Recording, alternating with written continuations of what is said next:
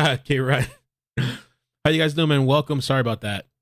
All my tabs like disappeared. Not that I have many actually. I cleared out a bunch. A couple of things we got to talk about. Welcome this afternoon. Appreciate you guys stopping by. So the things that I thought we could talk about today is a few. We're gonna listen to the Nancy Grace podcast where there's some new body cam footage that came out. I saw Brian Enton first posted on Twitter. So we'll watch that. We'll react to it. I'll probably record it so we can clip it. And there was a flight. They were tracking this guy's flight, Bryan Kohberger, but I saw a reporter had posted it and then I think deleted it. And then I don't know if he landed already or not. He might have landed already. But when I click the link to track his flight, it says that live flight not found. So maybe the flight ended. But it was like the top tracked flight. I don't know if you guys saw that. And then also, I want to show you guys something else. Thank you, MH. I want to show you guys something else. So people are, because there was a gag order put. Let me see if I can find this real quick. And I wasn't even going to come on today. I always say that. Like I say I'm going to take a break, and I kind of somewhat did today. But like something always comes out, and it's like, all right, let's talk about it. The gag order. So here we go. Let's talk about this real quick. The gag order, and I have a little response for you guys. Also, the psychic TikTok. The psychic TikTok is still going hard. I'm going to have to pull up her page later.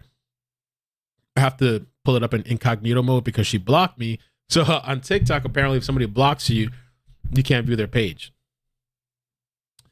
But we're going to talk about her later, too, because she's saying she's going to sue people and all this stuff and blah, blah, blah, because she's a spiritual witness in the case. And now they're interfering, or what are they doing? Something with the witness and blah, blah, blah. She's going to start charging people, all this shit.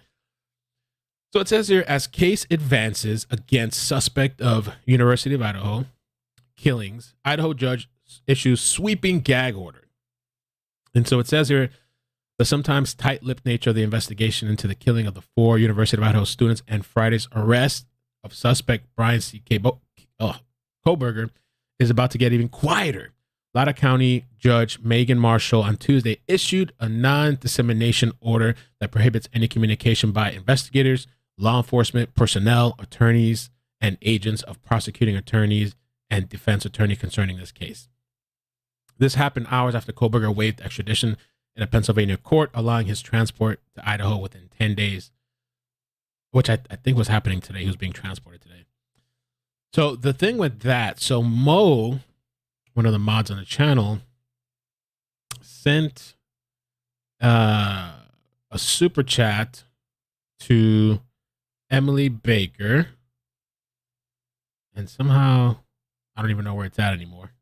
Mo, oh, it's in I think it's in our Discord in the University of Idaho thing here. And Emily Baker explained it. And there's a bunch of people like trying to call me right now too. Like, Lord almighty. Horrible timing. Yeah. Lori, if you could do that, that'd be amazing. When you have a chance. Anthony, I will call you back after this. And let me show you what Mo did. Okay. So Emily Baker is amazing. Okay. Really nice lady. Super busy. I DM'd her once to ask her about some advice on things, and she was nice enough to reply. And she has a really big channel. And so, but this is Emily Baker answering this question about, well, what about the affidavit? Is that going to be sealed, or how does this work? And I think a lot of people have that question. Mo said, just triple checking. The gag order won't affect the PCA. It should not. That affidavit should be a public and court record, and we should see that when it is unsealed. I imagine it will be everywhere. So that was a little quick snippet. So hopefully, she's saying, I guess the gag order shouldn't affect that, but like hopefully they don't seal it after he gets there and they give it to him or whatever. Because we've seen, what case was that I thought they sealed it? Was it Michael Vaughn? Something got sealed, right? So I don't know. We'll see. We're holding out for that. That's with the gag order. Let's take a look now at the body cam. So there's a new body cam. I'm going to start recording this. There is new body cam that's come out. The Hancock County Sheriff's Office has released the December 15th traffic stop involving Bryan Kohberger in Indiana. This stop was before the other stop by Indiana State Police. So this was the first stop where supposedly he was following too close to a vehicle. This had come out now. So we're going to check out what happened. Hello?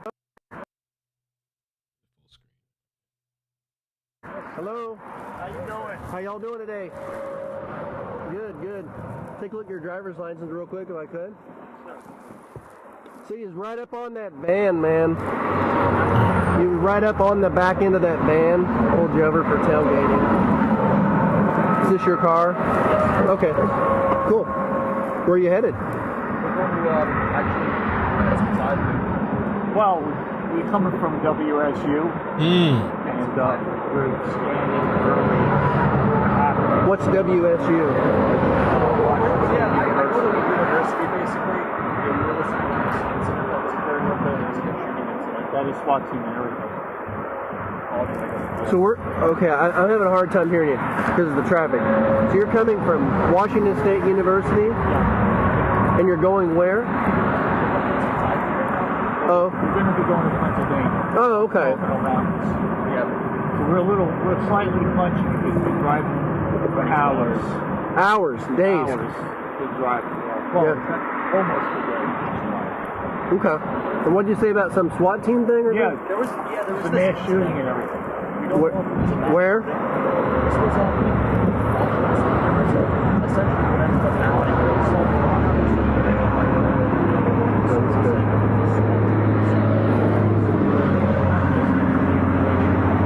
Interesting. So it's really hard to hear them, but it's weird. I don't know why they keep referring to the shooting at WSU. I know that happened, but like, why do they feel the need to tell this story every time they get pulled over? Well, it's horrifying because he's going to the universe. You know what I mean?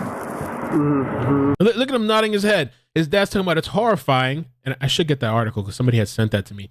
Yeah, it's a horrifying situation, and the alleged murderer here of 4 people, he's like, yeah, it's horrifying. Get this shit up. Going to the universe. You know what I mean? Mm-hmm. Going to the universe. Interesting. Well, it's horrifying because he's going to the universe. You know what I mean? Mm-hmm. So y'all work at the university there? I actually do work there. Oh. PhD in criminal Okay.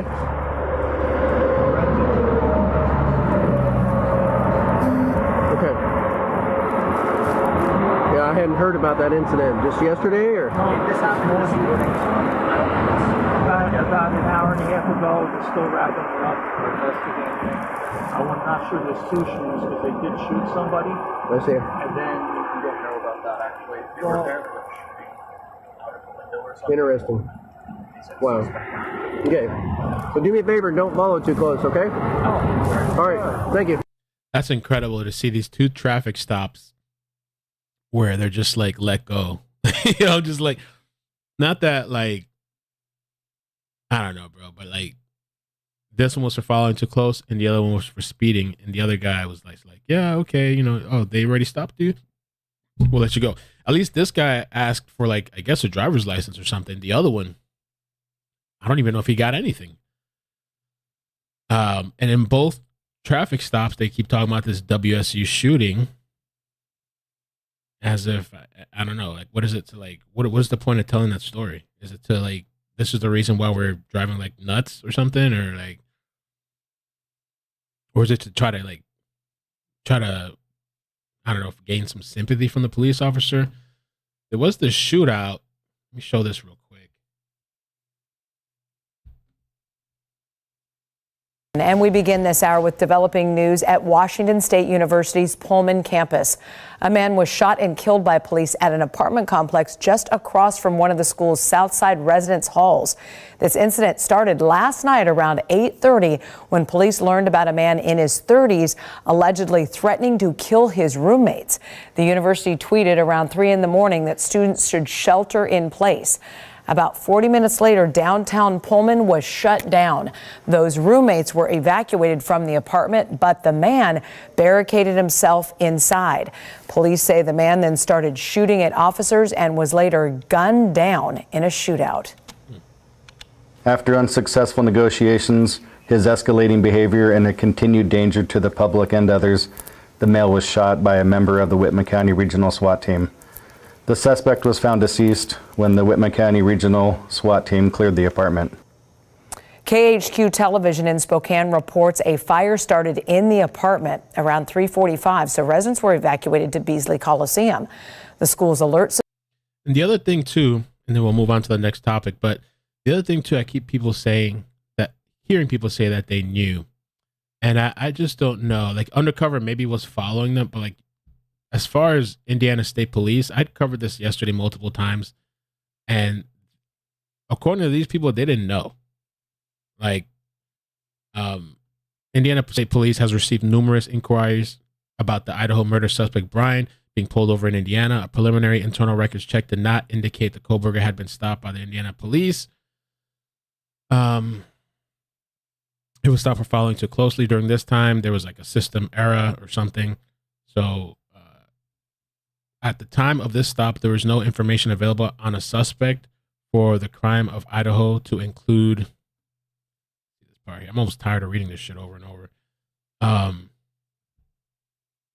Information available on a suspect for the crime of Idaho to include any identifying information or any specific information related to the license plate, state, or number of a white Hyundai. Launcher was being reported in the media to have been seen in or around where the crime occurred.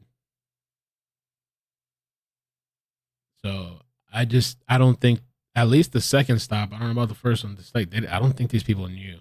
And maybe they were being followed, but by, I don't know, FBI or something, but I don't think that that these people knew. I'll do a poll. Do a little poll. I know people would love to probably think like it's like some big plan and plot, and like, yeah, I don't think they knew, bro. Sorry. Did police? No.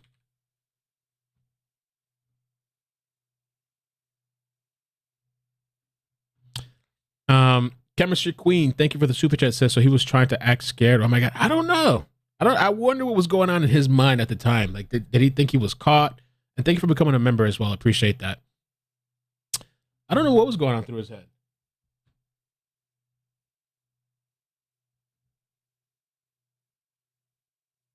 Let's do this real quick first before we start the podcast. And if you guys could hit like, I'd appreciate that. 58% say no, they didn't know. 43% say they did know. Okay. Yeah, I'm over that bullshit. Like, I don't know how many times I'm going to go over the same shit. Yeah, I don't think local police knew. So Brian says local police didn't. FBI probably did. I believe that more. Judy says, I think he was shitting a brick. All right, let's take a look at this. And I think this is Kaylee's parents talking with Fox. And by the way, too, make sure at the end of the month you check out, we're going to do a giveaway again at the end of the month for Swag It. All you got to do is click the link to download the app and follow me on that page. I'll talk about it more later.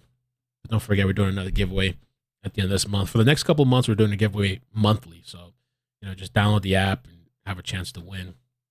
All right, here we go. In the murders of the 4 Idaho college students waived extradition today in Pennsylvania and will be brought right to Moscow, Idaho to face charges. Joining us now are the parents of victim Kaylee Goncalves. Steve and Christy Goncalves are with us along with their attorney, Shannon Gray. Steve, I look at you as a father, and I look at your bride next to you, and I've thought this all throughout my life that there's nothing worse than losing a child. It's taken a long time. First of all, does that give you any peace of mind? Do you want to know details? Where are you in this grieving process?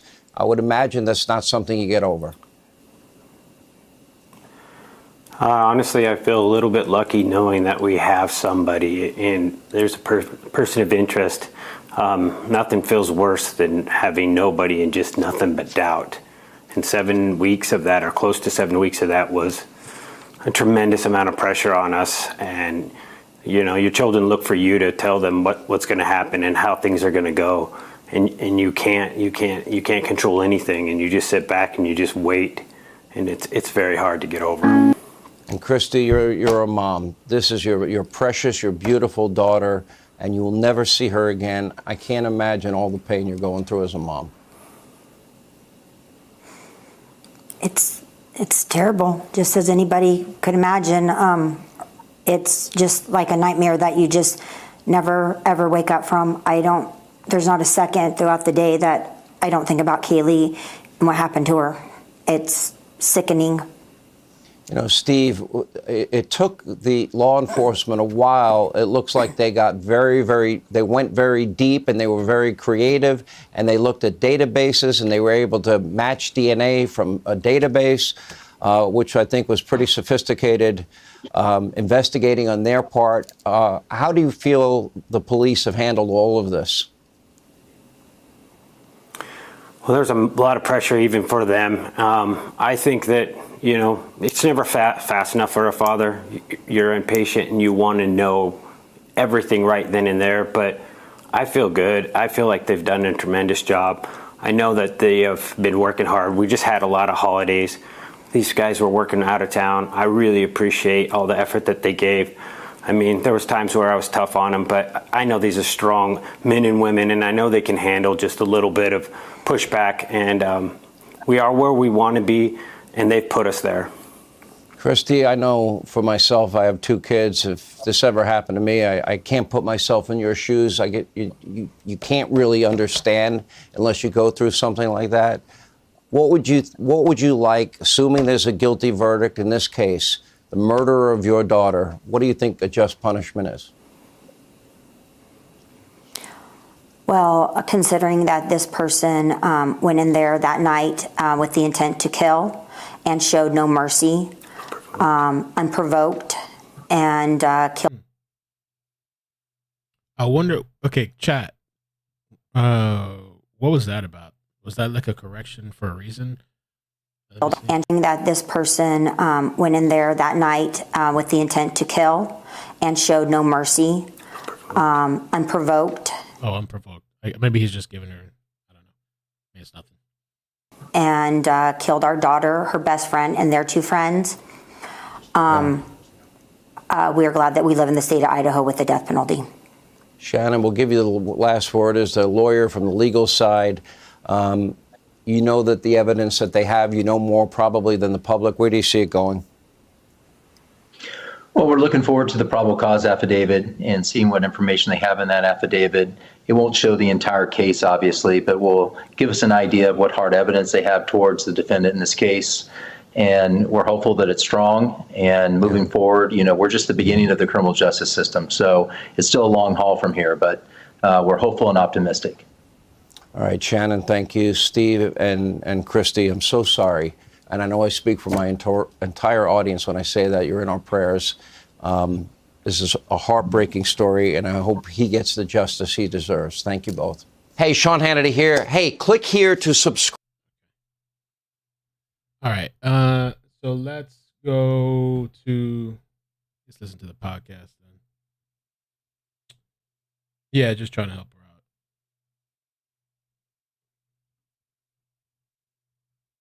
So you say life or death poll, meaning we should vote what we think he's going to get or what he should get.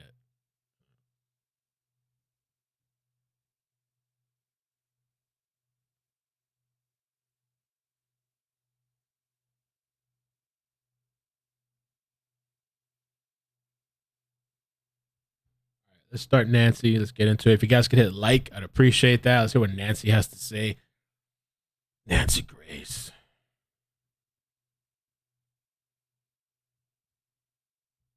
Death penalty pays. Ooh, damn. Somebody said death penalty with a knife.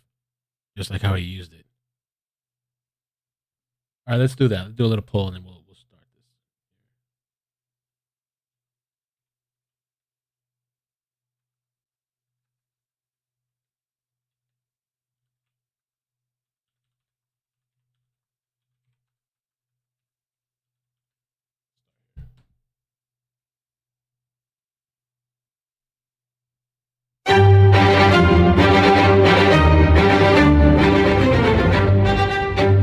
Crime Stories with Nancy Grace.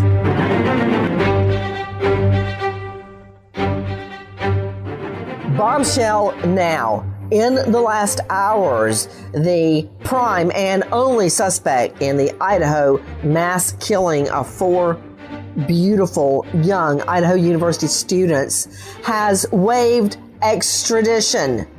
I'm Nancy Grace. This is Crime Stories. Thank you for being with us here at Fox Nation and Sirius XM 111. What happens now? Well, take a listen to this. It is a quirk, apparently. It's not in the norm of the states I'm familiar with that Idaho does not release their probable cause affidavit in support of their arrest warrant until after their defendant is returned to that state. But having read those documents and the sealed affidavits of probable cause, I definitely believe that one of the main reasons the defendant chose to waive extradition and hurry his return back to Idaho was the need to know what was in those documents. So that's a significant development.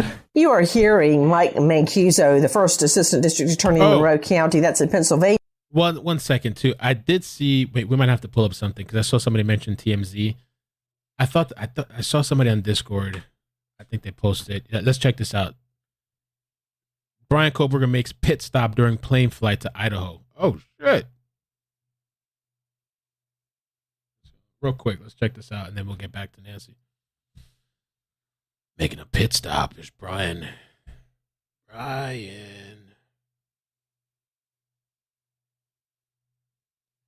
Bryan is flying a private to Idaho right now to face murder charges, and it seems like the teeny weeny plane he's on needed a break mid-flight. Ditto for the suspect himself. TMZ has obtained photos of Kohberger being led in and out of a Flight Star Wednesday on a fixed-base operator at Willard Airport in Chapin, Illinois, where he and a handful of armed officers landed around 11 a.m. while being transported across the country. Flight Star.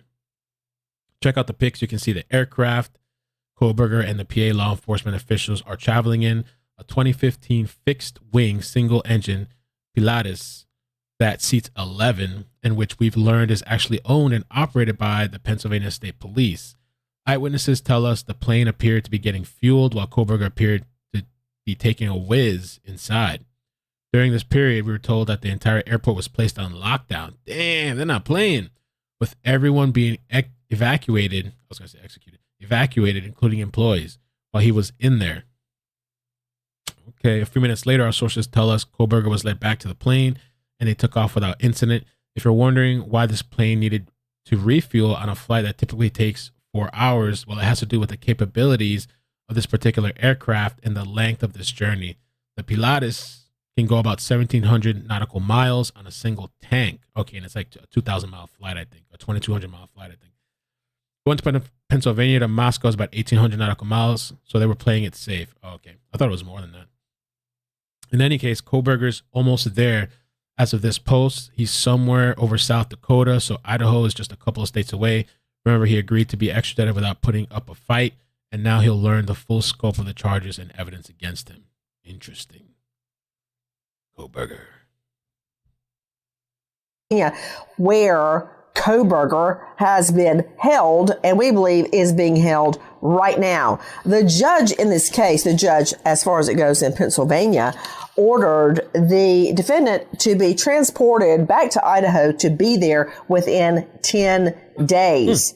Now, an extradition hearing is actually a very simple matter, but Kohberger waived his right to an extradition hearing. And you're hearing Mancuso opine that it's because he has an insatiable desire to know the intimate facts supporting his arrest. What more do we know about the extradition? Take a listen to our friends at Inside Edition. Bryan Kohberger, accused of slaughtering the 4 Idaho University students, appears in court in shackles.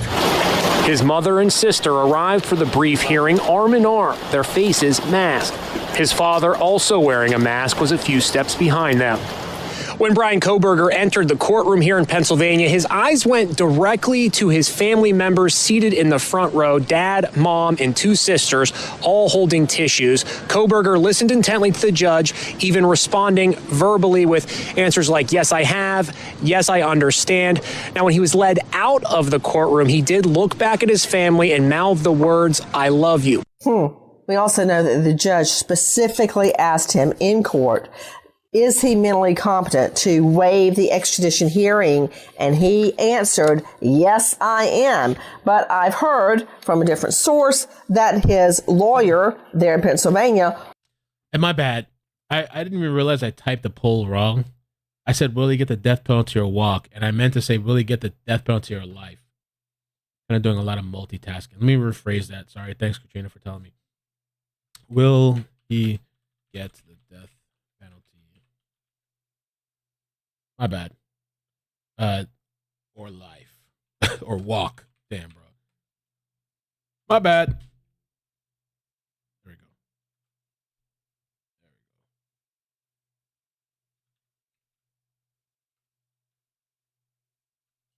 Kohberger. I guess he's going to put up a fight. Death.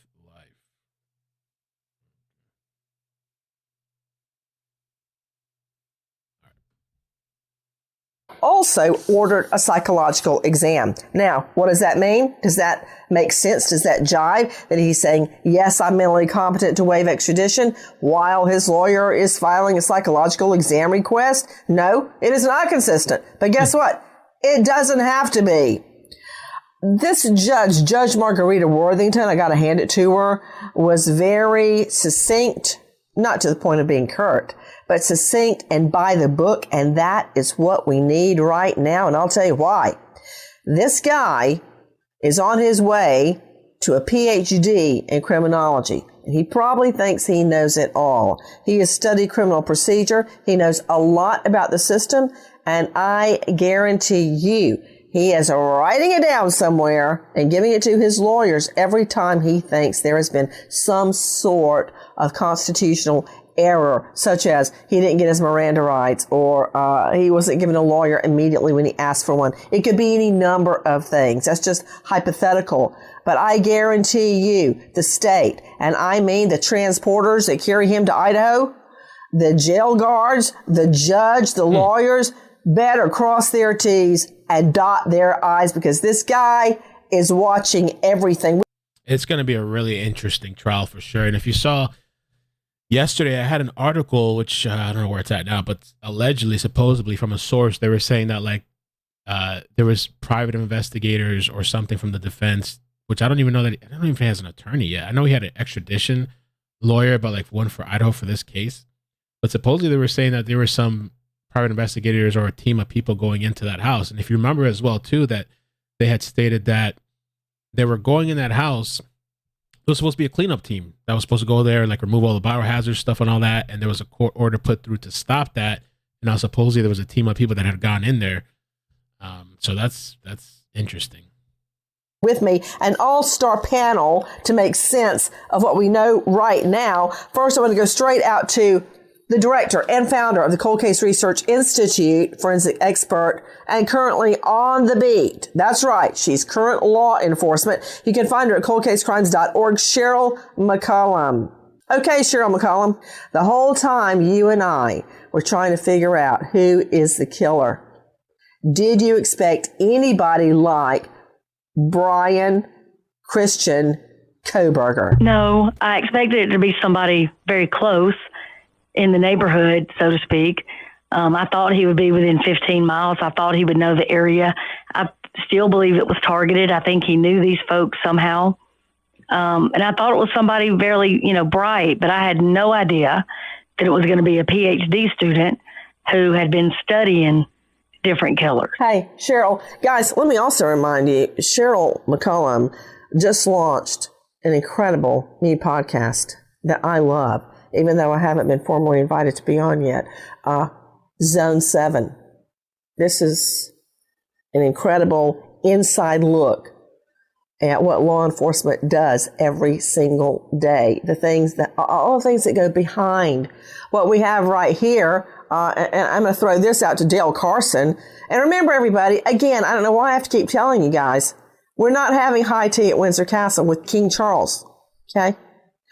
Jump in, for Pete's sake, if you have an idea, because a lot of the ideas that we generated right here, I've seen police doing. I certainly don't take credit for what they're doing, but jump in. You never know. No prosecutor, no cop can't do with a little help.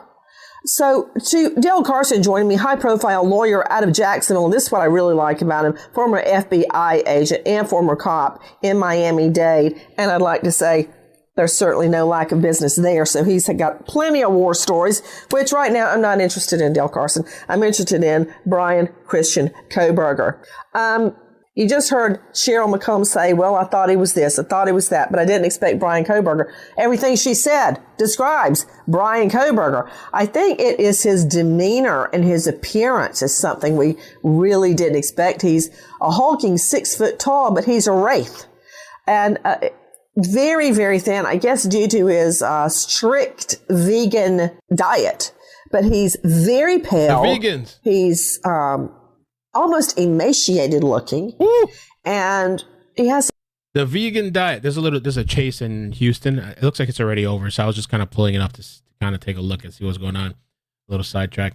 So they're still going on about this guy, the vegan, and there was something else talking about food fetish. There was another reporter that dubbed it a food fetish. I was like, damn, that's rough.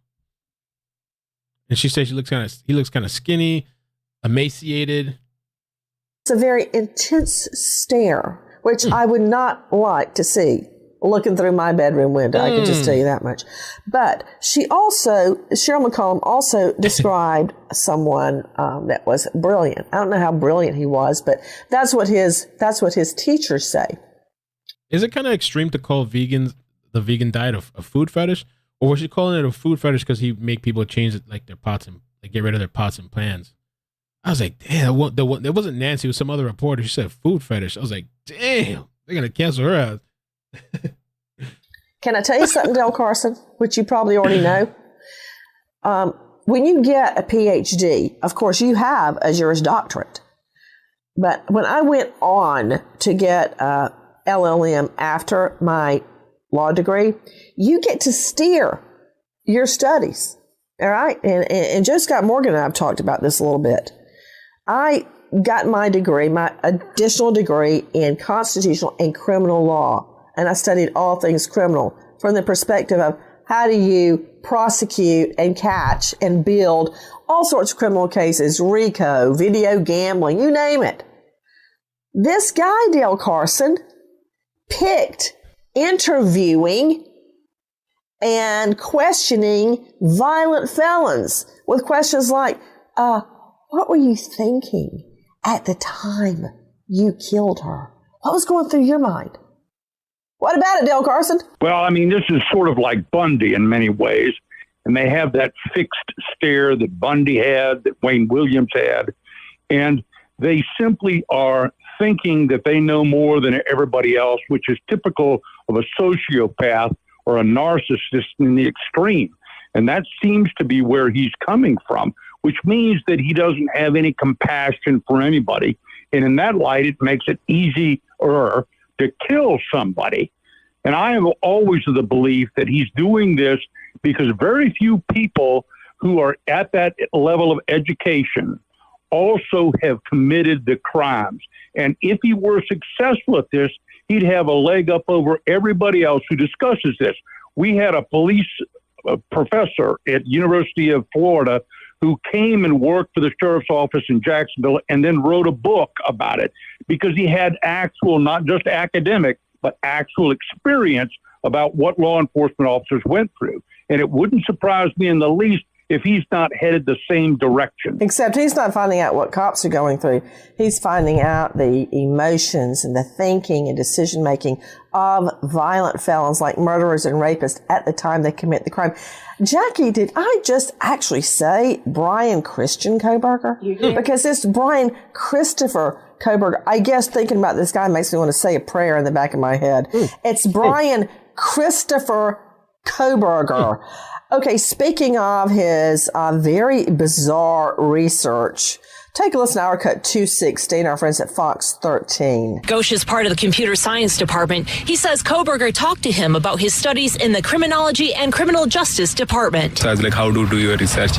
I think he said like he does experiment, like goes and talk to people. Ghosh believes Kohberger lived alone. The Associated Press also reports that he graduated from Northampton Community College in Pennsylvania, with a spokesperson from the college saying that he received an Associate of Arts degree in psychology in 2018. Kohberger's apartment is only about a 15-minute drive from the rental home where the 4 students were stabbed to death. I'm going to go to Joe Scott, but quickly I want to circle back to Cheryl McCollum. And Karen started joining me. I hope you're percolating on everything you're hearing.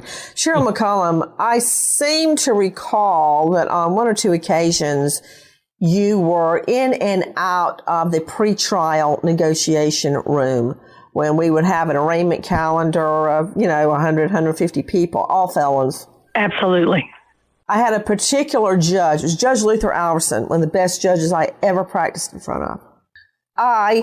My investigator, and the defense attorney for each defendant would come into the room, and the defendant, even the jail defendants, they'd be brought over, and they would sit in an initial pretrial negotiation where I would say either there's not going to be a deal, this guy's going to trial, or I would give a plea negotiation. Can I tell you something?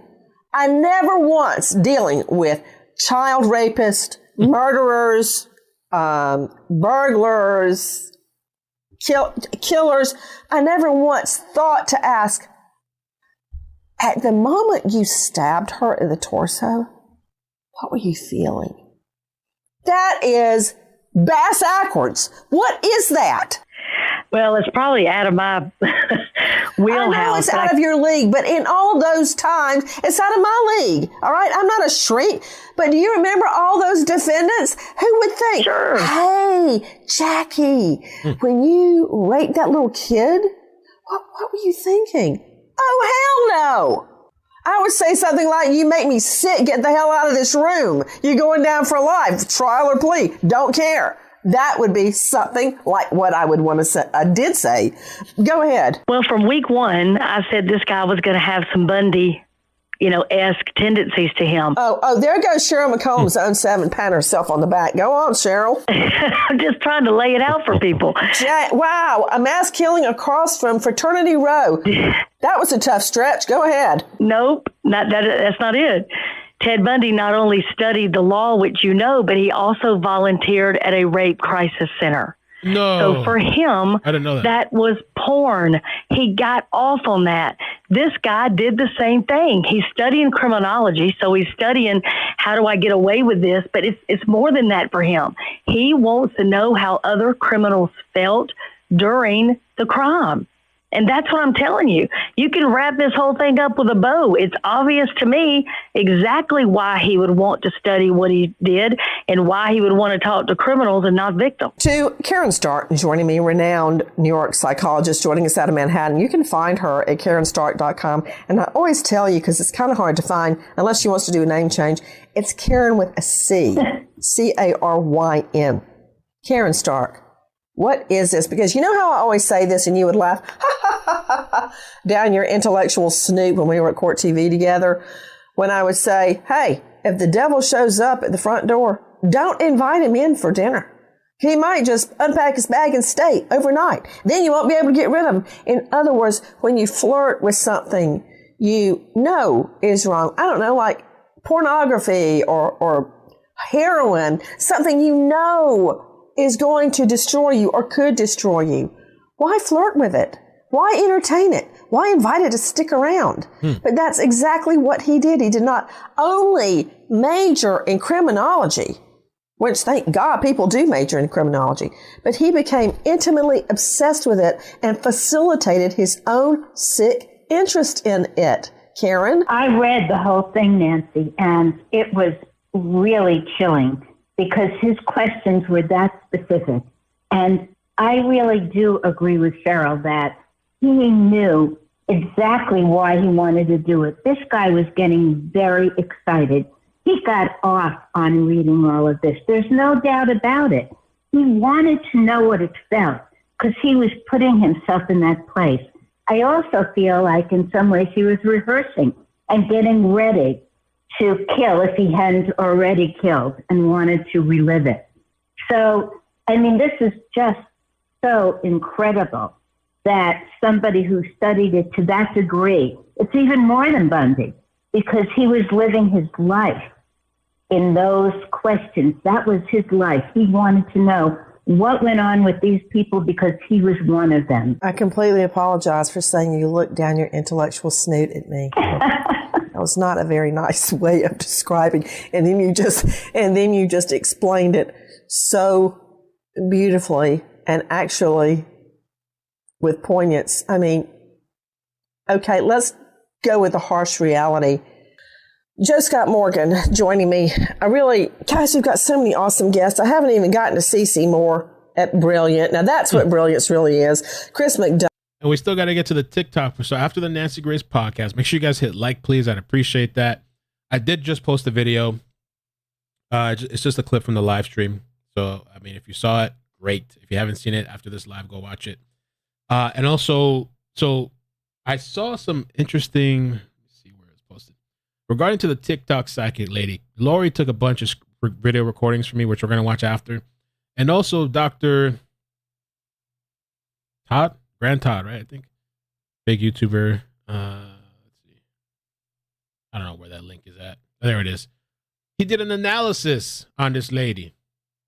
It's kind of long, but maybe I'll watch the fast version. He did an analysis on this. I'm going to put the link in the description. Dr. Todd Grant. But there's a version on TikTok that like plays fast. We'll listen to it after as well. He did an analysis on the lady, and I really wonder, because isn't he like a doctor or stuff? I really wonder what his analysis and his thoughts on this lady, because I've been wondering myself, what is up with this lady? You know, I'll subscribe to. So I'll put his link in the description. We're gonna listen to some of this after and give our, whatever, after we watch her clips. So we still got a bit coming up. Okay, appreciate you guys joining me. Please hit the like button. Let's keep listening to Nancy. Yes. Donna, Dave Mack joining me, but I'm going as fast as I can, guys. Joseph Scott Morgan is not only professor of forensics at Jacksonville State University, he's the author of Blood Beneath My Feet, and now he's the star of another hit series, Body Bags with Joe Scott Morgan. You can catch him on Dr. Phil coming up soon. I guess on Idaho is what you're going to be talking about. Joe Scott, okay, this guy, obviously, I hate to even say his name, Kohberger, because that's going to be a name we're going to remember forever, Joe Scott, just like we talk about Bundy and BTK and all the others, Jack the Ripper. It just goes on and on. Israel Keys. It's like conjuring up a horrible, horrible vision. And no, for everybody online that goes, wow, you're convicting him before the trial. No, I'm not. I'm talking about the evidence that's already out there. We may be very surprised and find out the DNA doesn't match. We don't know what's going to happen. This is what we know right now.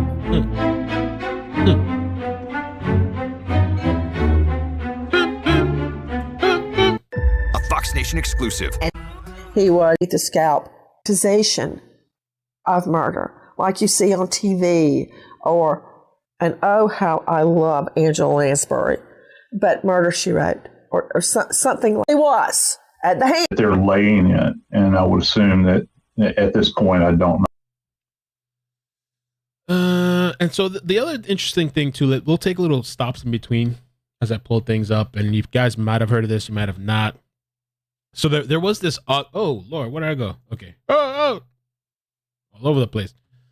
There was this traffic stop, I think in August or something like that. And it's kind of interesting because it says here, Idaho murder suspect pulled over 1 mile from murder house months before massacre. And they said, I think it was for a seatbelt thing. I have the file somewhere too with the picture of it. But it says he was pulled over 1.5 miles away from the murder house a couple of months before the killings.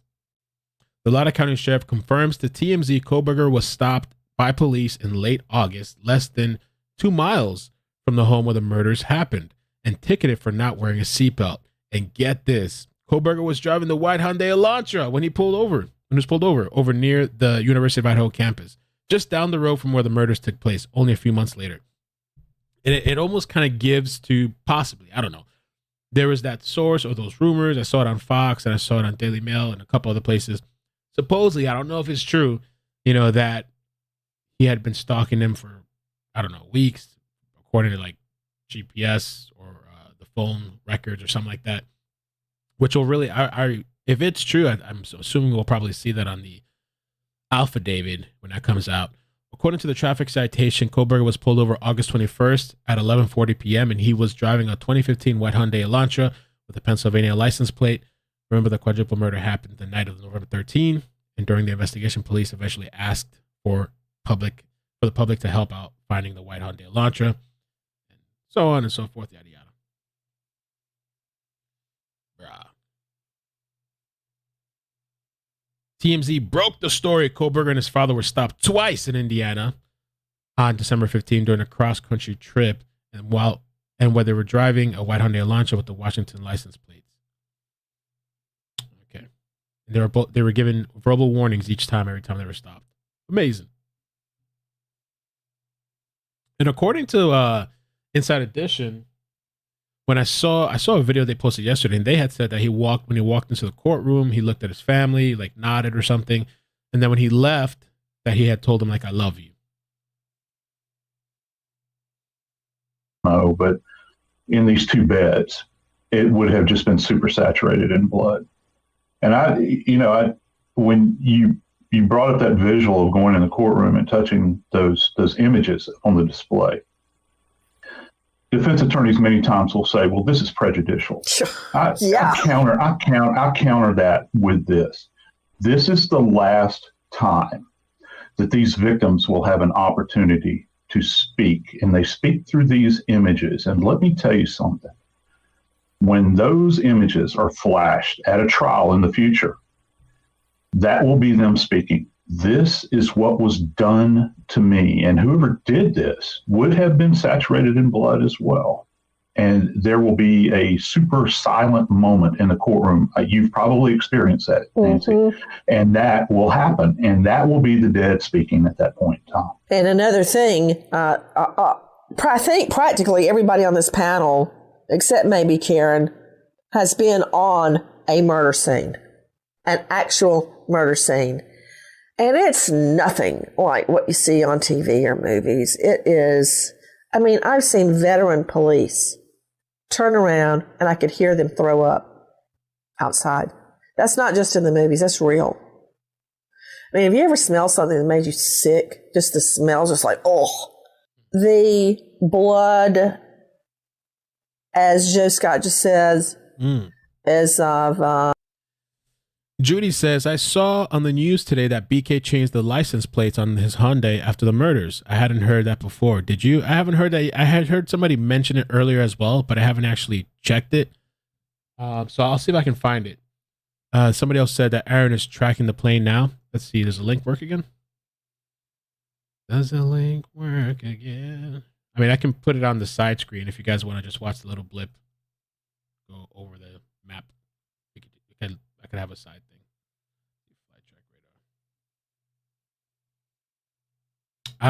It's not working for me. Maybe there's a new link. Maybe one of the mods can find it.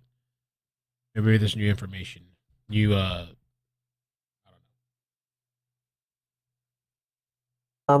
Consistency of when you make Jell-O, when you're first making it and you're boiling it, it's thinner, and then it turns gelatinous.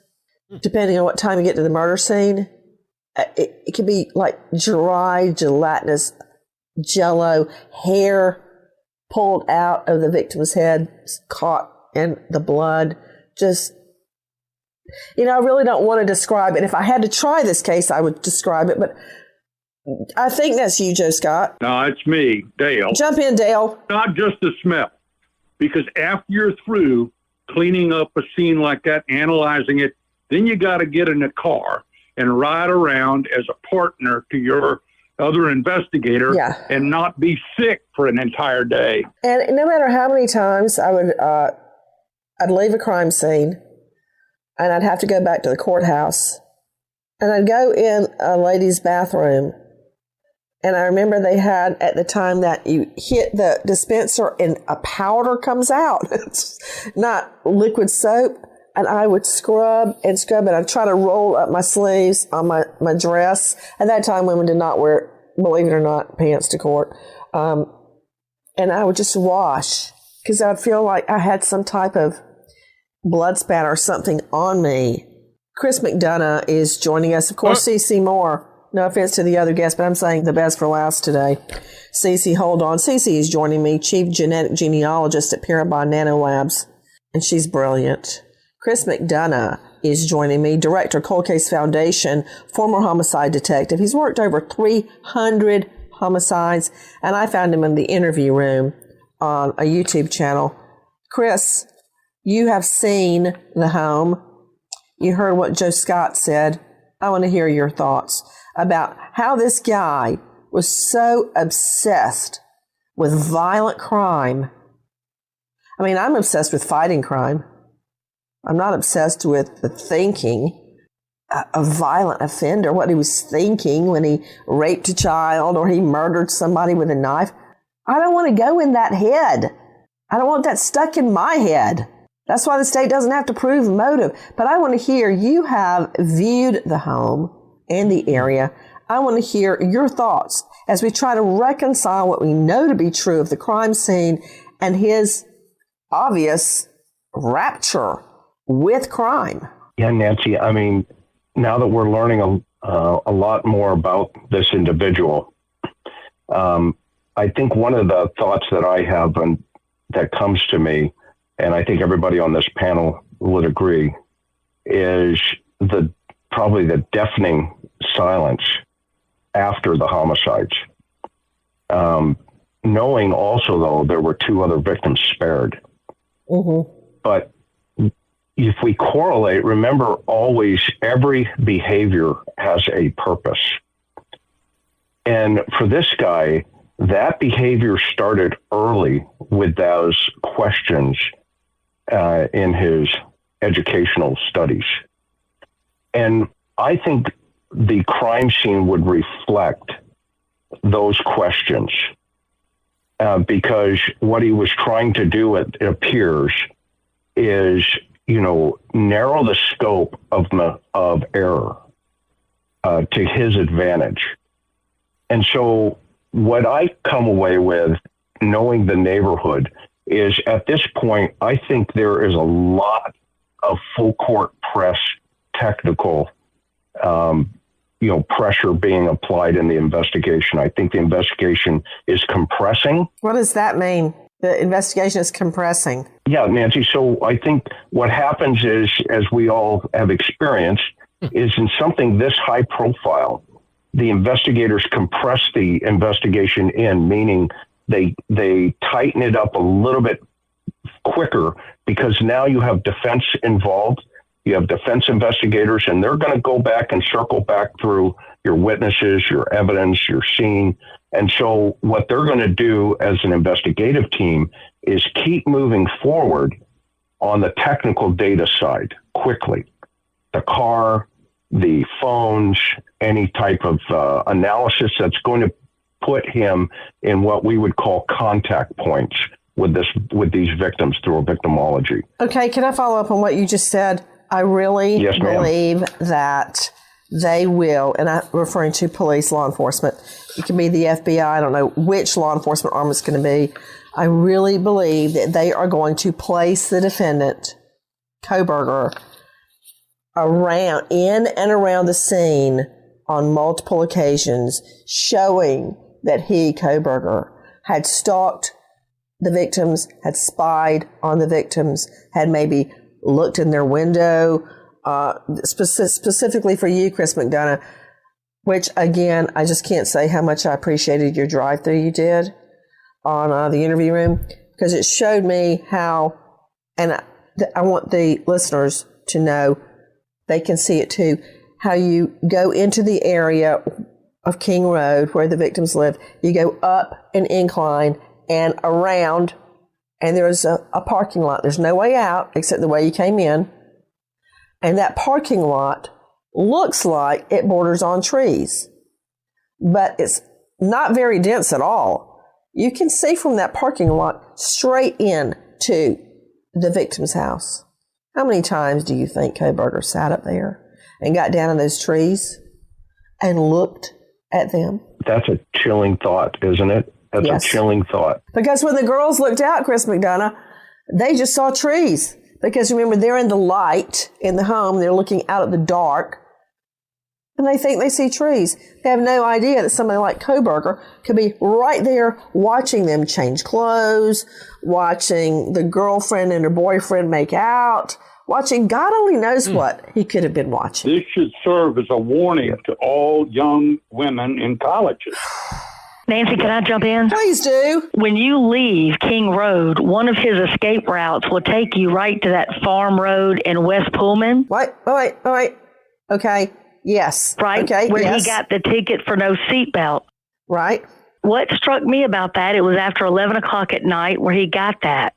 Because if you start your day, you know, you put your seatbelt on, you start the car and you go. But as you go in and out of your car running like quick errands, you might just jump back in and don't put your seatbelt back on. That's what I believe happened here. I believe there's a good chance he was a peeping Tom at that moment or up in his search area, you know, staring at them, stalking them. And then when he got back in the car, he just did not re-engage his seatbelt. And that's why he was stopped right there at that first intersection. Guys, I want you to take a listen to Our Cut 222, our friends at ABC. Recent students of his at Washington State University speaking out, one saying his appearance changed around the time the murders took place. He looked a little bit more disheveled. He had like some stubble coming on. His hair was a little, messed up or whatever. I remember seeing him and thinking like, oh man, finals must be really getting to him. 28-year-old Kohberger remained a teacher's assistant, working towards his criminology PhD until the end of the semester.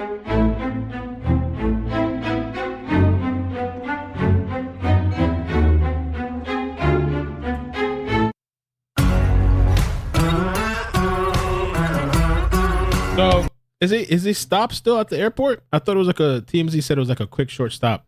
The other people tracking it, is he just there? The plane's still at the airport? The little plane.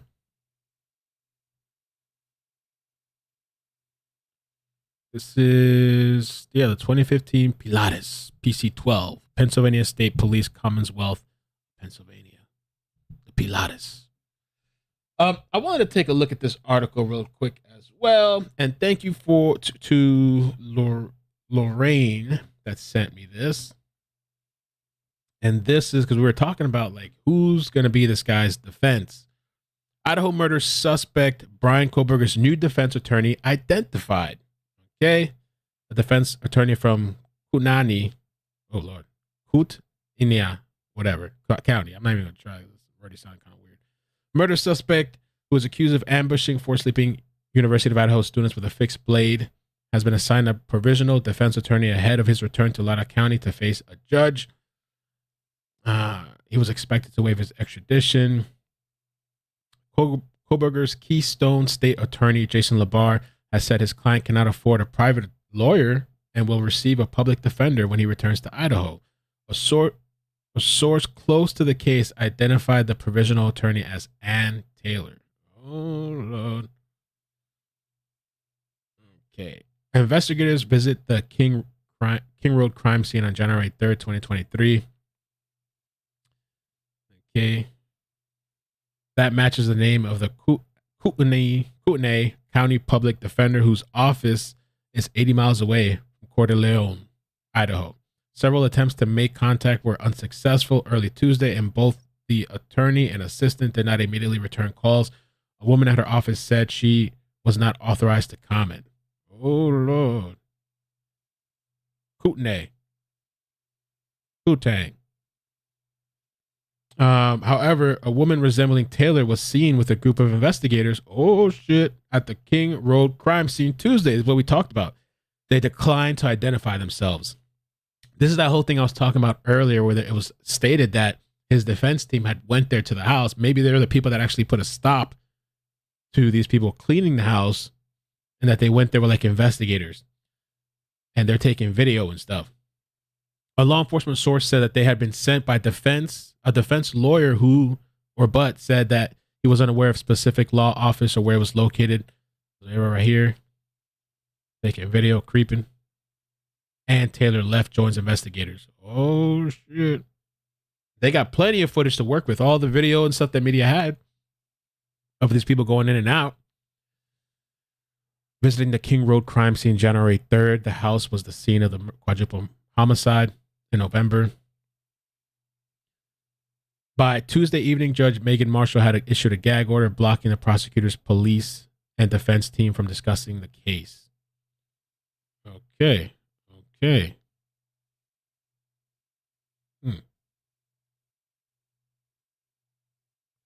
As Fox Digital News has previously reported, the Latah County coroner Kathy Mabbutt is also a prominent local defense attorney, and she presumably has a conflict of interest after working on the murder case.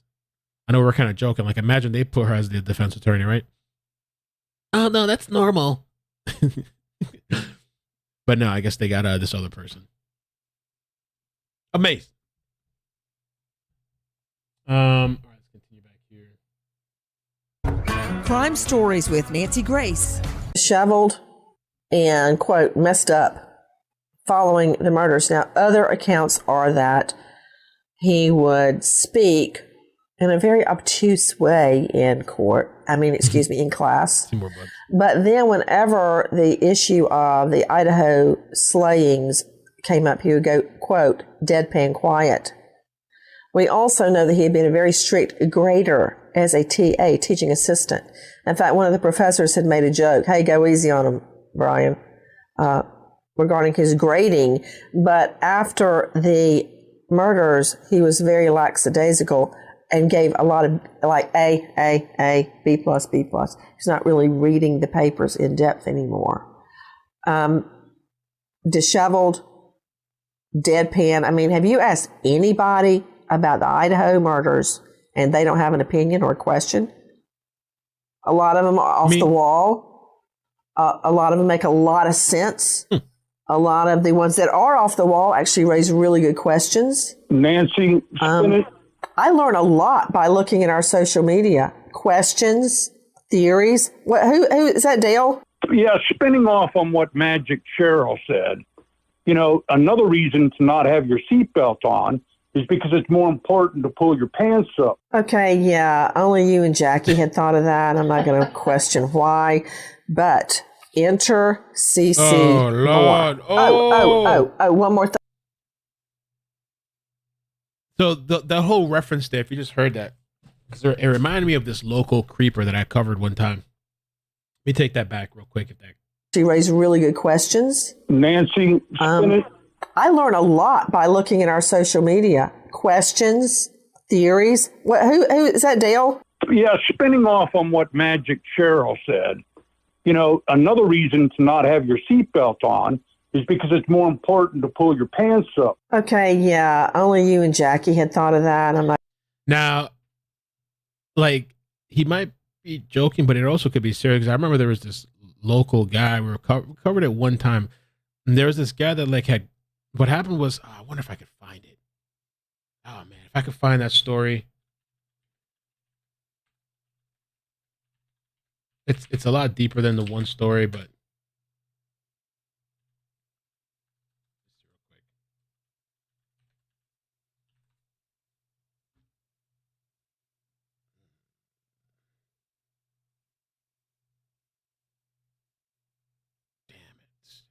oh, yes. I found one thing. I found one reference. Homeboy's a weirdo. This guy right here. We have an update today on a story we first saw here on Local 10, a woman reporting an attempted abduction that happened in Hollywood recently. Yeah, now a suspect is in custody, accused of following several women. Local 10 News reporter Alex Finney is live with his... This dude, because I pulled up a lot of the police records, there was a bunch of reportings locally that there was some guy sitting in his car, taking care of himself, with the windows down. And there was one report. So there was multiple reports, but he was never, they couldn't identify this guy. They wouldn't really, until one day he got out of his car and he actually chased after a woman and ran after her. And then when the woman told her story, she said that he literally almost grabbed her. Like he just grabbed the piece of her shirt. He almost like pulled on it, but he just couldn't catch her. And then what had come out is that there had been multiple stories. There was even one police report that I read that he was like sitting by a school, like calling out to kids while he was sitting in his car doing that. Confession, Alex. Yes, so James Ducker is behind bars, and police are taking this very seriously. They say that he has followed women before. This is nothing new, which is why it's so important for them that his photo and this story put his face out to circulate. Take a very good look at this photo. This man accused of following women in an attempt to conduct lewd acts with them is now behind bars. 32-year-old James Ducker. It was a plot twist. He's a taxi driver. Ducker of Dania Beach. One woman telling Local 10 that on May 19th, she was nearly abducted by Ducker while jogging along Hollywood Beach golf course in the middle of the afternoon. And was like, oh, do you need a ride home? I was like, no, thank you. It was almost his fingertip like brushed up on me. And if he was a little bit faster than me, something bad could have happened. Detectives began surveilling Ducker after numerous suspicious incidents followed. In the May 27th arrest report, it's noted that Ducker drove near the Hollywood Beach golf course yet again and parked his car this time in a wooded area. One of the female joggers he was allegedly following displayed body language as if she was aware and uncomfortable with the arrestee's presence. She then told detectives that the man was attempting to kidnap her. Detectives continued following Ducker and says he later approached another woman rollerblading along 14th Avenue and appeared to slow down as to grab her attention, at which point she did not acknowledge. Police say Ducker later confessed to following women for several blocks and maneuvering his car to stop the victims, and that he was prowling the city in search of women. The 32-year-old faces charges of aggravated assault with a motor vehicle, indecent exposure in public, loitering, and prowling. This is a very serious, it's a very scary situation, as you can imagine, for so many people here in Hollywood. This is a very busy area as well. A lot of people walk and run in this area. So police are asking that if you know someone or if you personally have been victimized by Ducker, make sure you give the Hollywood. A whole gang of reports. And so the only reason I segue to that for a second is because the whole seatbelt reference is that some of these guys, they're just sitting in a car doing that. The reports that I read, this guy was in his car taking care of himself, and I thought that they had mentioned something about like this whole seatbelt thing, like, you know, in case, I don't know, they got to pull their pants up or they got to do whatever. I think that's what it was kind of people that just stalk people, you know. I'm going to question why, but enter CC Moore. One more thing I want you to know. Cut 219, our friends at Fox and Friends. Listen to this. It sounds to me that the defense lawyers are doing a good job. Remember, they've already stopped the Idaho police from tearing down the crime scene so that they could have their own experts come in and see if they agree or disagree with the determinations of the FBI and the police at the crime scene. That was our friend Michael Bodden speaking to our very dear friends over at Fox and Friends in the morning. And he's right. The defense attorneys have asked to freeze the house so they can send their experts. And I think their experts have already gone in. And you know what? I would have defense attorneys jump up and go, we want to see the scene. I'm like, okay, good. I want you to see the scene. Go for it. Because I really believe that we're right. And the scene of the crime is only going to confirm what the police think. But now, as we go to CC Moore, and remember everybody, jump in with questions for CC, including you, Dave Mack, crimeonline.com investigative reporter with us. Take a listen to our cut 221, our friend Kana Whitworth at ABC. New details emerging about how law enforcement tracked Kohberger down. Sources telling ABC News they used public genealogy databases like those used to catch the Golden State Killer. You have DNA from a crime, but you don't have a suspect. He's not in a database. So you use public databases of genealogy looking for relatives. So eventually, you get down to the point where you can match the DNA potentially to your suspect. Okay, CC Moore is with me again, Chief Genetic Genealogist, Parabon Nano Labs. CC, a lot of people have been throwing around 23andMe. I don't know if that is the DNA database they use, but I do know that upon study, 23andMe is a private lab. They do not release that to cops. I don't think they can even subpoena that. But there is a catch to that with 23andMe, and I researched it because I kept hearing everyone talking about that was the database used, and I don't know that that's correct. But there is a way with 23andMe you can look at your ancestry, but also you can try to connect with people online. You can, or you don't have to. So I'm guessing if it was 23andMe, and that's a big if, those relatives of Kohberger's had put their DNA out there to see if there were any long lost relatives. I'm just trying to figure out how this happened. I think it's highly unlikely that 23andMe was used. And that is because they bar law enforcement, and they have publicly stated that they will protect the integrity of their database, and they will fight any efforts by law enforcement to get into it. And they are worth $1 billion, that company. They have deep pockets. They have a very robust legal team. And so it would have taken a fair amount of time for law enforcement to try to convince them to let them use their database. And we know this happened very quickly. So it's very likely that they stuck to the two databases that do allow law enforcement, GEDmatch and Family Tree DNA. Yeah, hold on. Remember, CeCe Moore, we're just mere mortals, okay? So sometimes you got to slow it down for us. We're drinking from the fire hydrant here. So you're saying that there are public DNA databases like GEDmatch, which I believe you've told me in the past is GEDmatch? Correct. Okay, and there's another one you mentioned. What's the other one? Family Tree DNA is actually a private database. They were the first company to offer genetic genealogy to the public to let you send in your DNA and get those results back. But they're the smallest of these companies, and they have Family Tree. Gotcha. Right. They don't have, they're not public. They don't have investors like we see with those other big companies. So they can make a decision like they have here to support law enforcement and to allow. I'm glad you're telling me this, CeCe, because nobody would use a private lab again if they thought the cops could just get your DNA. All right. My daughter is dying to get Ancestry. And did. And my son said, "No, Mom, I don't want one of my relatives to be busted on a robbery or something." I'm like, "What put that in your head?" And he said, "You." I'm like, "Okay, well, guilty." But they did do it. And my husband got the horrible discovery that he's not from Scottish royalty. Okay. So he's having to deal with the fact that he's Irish, just like me. A mutt. We're mutts. Okay, go ahead. Tell me what happened here. How did it work? Well, first of all, I want to say people are talking about how smart Bryan is. And I have to say, I just don't see how any student of forensic science or criminology did not realize that it's virtually impossible to commit that type of violent, intimate crime without leaving their DNA behind. He can't be that smart. And he must have heard of investigative genetic genealogy, so he knew he wasn't in the law enforcement databases, but he certainly should have known we would track him from his relatives. Now, as I was saying, we're restricted to the two smallest databases, so we can only compare unknown DNA like his, in this case, against about 2 million profiles. But we only need distant cousins.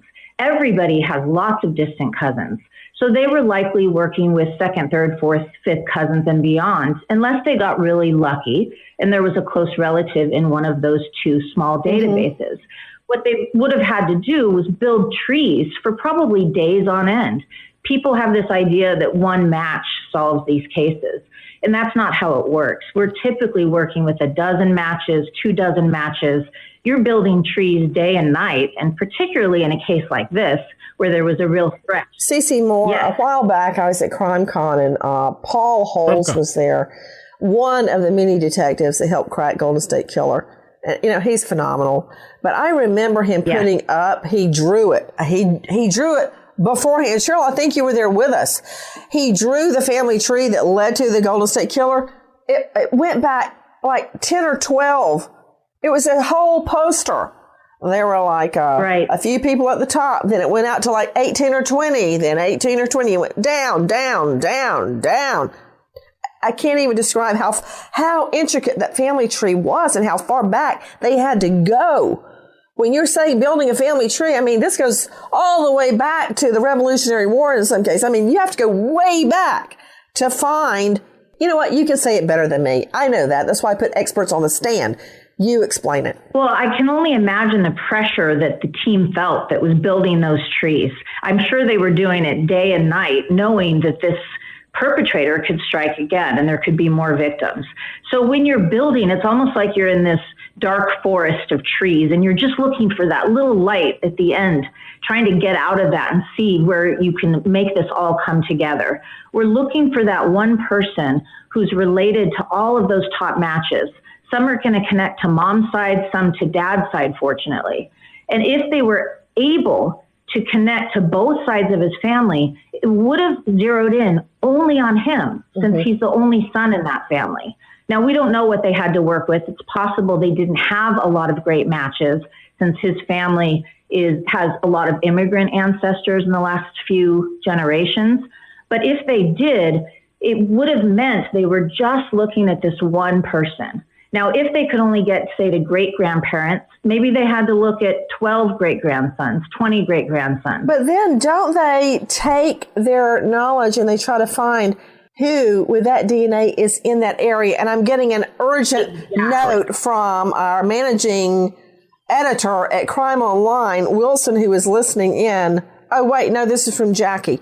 Jackie says, some reports say cops pulled his DNA from a discarded food packaging during observation. Now, I don't know why she's talking like that, but I think what she's trying to say in regular people talk is they staked him out for 4 days at least that we know of, and they waited for him to throw away a McDonald's cup or an Arby's wrapper or go through his trash very, very secretively and get a toilet tissue or a Kleenex where he blew his nose to get the DNA. That's not unheard of. See, you can get DNA off a pizza crust, and it has been done. You know, they do this exact thing in a lot of my cases. It's really typical that once we point them in the right direction, they're staking someone out. They're waiting for them to drop that piece of trash with DNA on it or pulling their trash from their curb. So it wouldn't surprise me at all if that's what happened here. Dave Mack, you've been unusually quiet. Jump in, Dale. Make it quick. Nancy, in Florida, every criminal has their DNA, felony criminal has their DNA taken. There's a national federal database now, much like fingerprints. And that makes it a lot easier to go back. If one of those guys... You mean CODIS? Yeah. If one of those family members was arrested, or they had their DNA taken because they're working in the medical field or something like that, it's very easy to make the connection, or easier, You're right. I should say.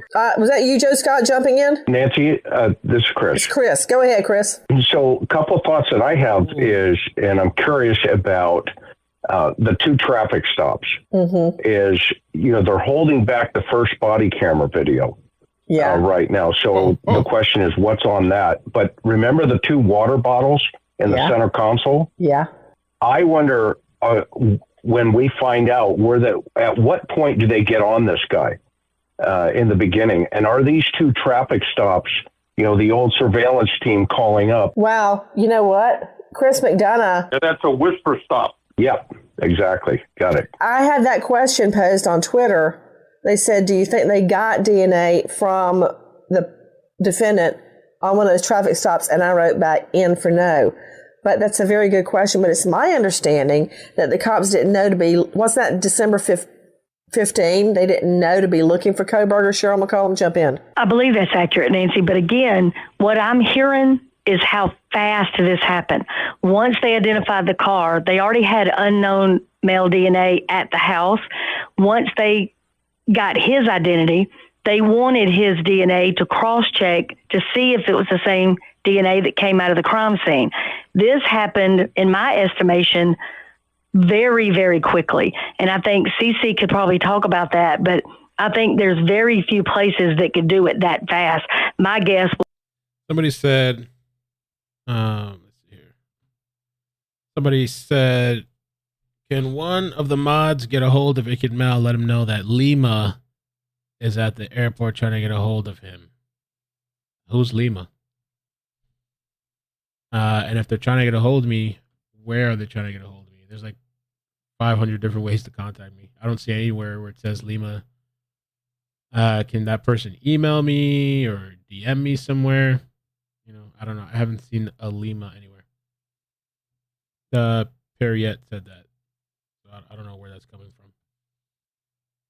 Was Rathdrum, but it could be anybody, but it was fast as lightning to me. Nancy, I think another indication that they may have had a team sitting on him is the fact that how many times was mentioned that they were looking for this specific car. I mean, it was just over and over. We couldn't get away from it. And here this car sat. It sat for days and days and days. Apparently, Mommy and Daddy didn't notice because he was parked right up their tailpipe. I'm just wondering if they had calls on that particular car and the police were like, no, we're not going to. We're going to back off of this and just watch what this guy is doing because it's right there. I mean, it's within the 10 spot, to put it in shooting terms. That's a really good point. CC, if what our working theory is right now, and we may be going down a rabbit hole, but that's how you end up getting the correct answer. You test a lot of different theories and either they work or they don't work. Let's just hypothesize, CC, that they did get that water bottle out of the car. Just pretend just a moment. How quickly could they make a DNA match to the known DNA at the crime scene? Well, at that point, they would have already used investigative genetic genealogy to give them that lead. They would have rushed that to their crime lab and been able to do that one-to-one comparison to the CODIS profile very quickly. In fact, I've worked with Idaho State Crime Lab, and they stayed overnight on the Angie Dodge case to quickly turn those results around. So I'm sure they would have done the same thing here, and it could have happened very quickly. You, CC Moore, Chris McDonough, Cheryl McCollum, Joe Scott Morgan, Karen Stark, Dale Carson, Dave Mack, each one of you have this wealth of experience. Like, I didn't know you'd worked with Idaho before, but you have. Yeah. This is so involved, but when the prosecutor puts it to the jury, it's got to be so streamlined. Not that they're simple idiots on the jury, but you have to be able to communicate a wealth of information to make it clear what happened. And we're going to see that unfold. Right now, it's being kept secret as to the transport of Bryan Christopher Kohberger for security reasons, but within 10 days, he will be in Idaho, and we will see that probable cause affidavit. We wait as justice unfolds. Nancy Grace signing off. Goodbye, friend.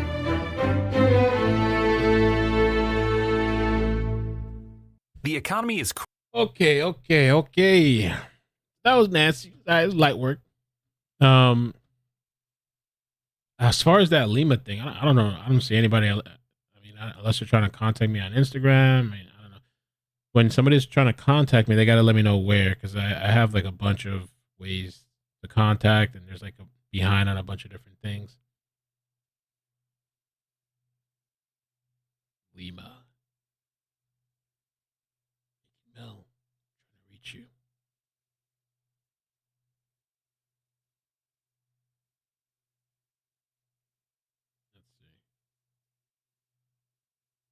I don't see nothing. 78 requests.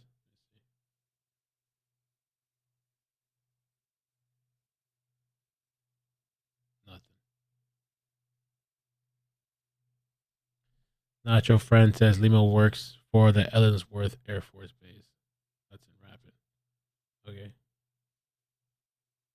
I haven't seen anybody in the chat named Lima.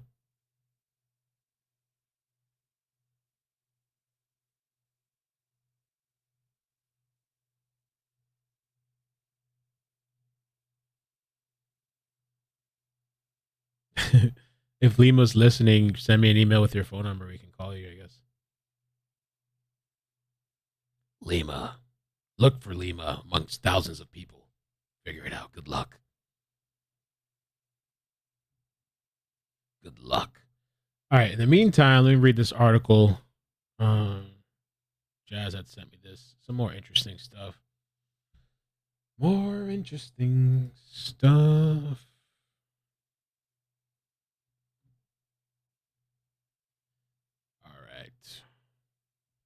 Bryan Kohberger's new female attorney famously overturned murder conviction after exposing lying Idaho cop. Turns to public defender Ann Taylor, who has already scoured the crime scene. So she ain't playing. She shut that shit down. Nah, you guys are gonna clean it up. You want to get this biohazard shit clean? Nah, they put a stop to that shit. They're investigating it themselves. They got their own team out there recording, going through all the evidence and shit.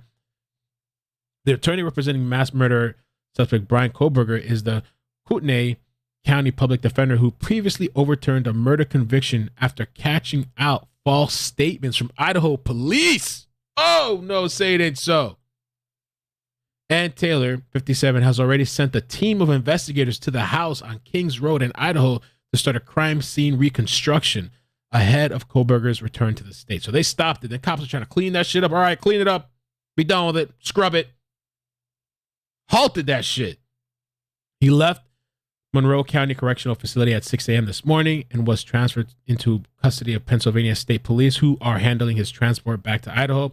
Taylor and a team of 4 others visited the home where the bloody slayings took place on Tuesday, the same day as Kohberger waived his extradition in court. Here they are. And she's smiling too. This bitch grinning. Kohberger.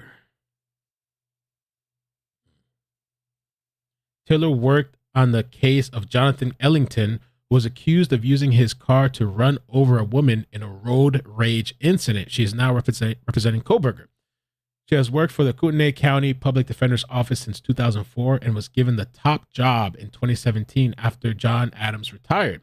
Taylor worked on the case for Jonathan Ellingtonworth, who was accused of using his car to run over a woman in a road rage incident. Ellington, who was 45 at the time, was convicted and sentenced to 25 years for the crime before having it overturned because an Idaho police officer's false testimony. At the time, Taylor said that Rice was pivotal in the verdict of Ellington, adding that he had a presence in the courtroom. Fred Rice was accused of lying to the court in relation to the incident, with Taylor representing Ellington throughout. He was later reconvicted of the charges during a second trial. Oh, okay. Well, after the Supreme Court ruled that Rice lied on the stand. Oh, okay. So what happened? So they got the team here, and the team actually got gloves and booties. Oh, shit. They're already a step ahead of the officials. Officials over there just walking, no mask. Well, he don't got a mask, but walking in, bringing in the dirty shoes and everything, going through the crime scene and everything. These people got gloves and, oh, hell nah. Okay. Taking pictures, yada, yada. Taylor serves on the board of Idaho Association in Criminal Defense Lawyers and is death penalty certified in Idaho. Okay. The Idaho native graduated from the university where all the 4 victims were studying with a bachelor's degree in political science and a master's degree in public administration. She went on to get a doctorate from the same establishment before practicing law at federal, state, and local levels. Taylor serves on the board of the Idaho Association of Criminal Defense Lawyers and is a death penalty certified in Idaho. Speaking when she took the jobs as chief public defender, she said, "It's such a necessary work. It's important to make sure constitutional rights apply to everybody. You help people who are facing horrible times. I love the work." And the chief confirmed that it was called off, the cleanup crew. This is the Bryan Kohberger, of my own free will, do voluntarily agree to return to the state of Idaho. Okay.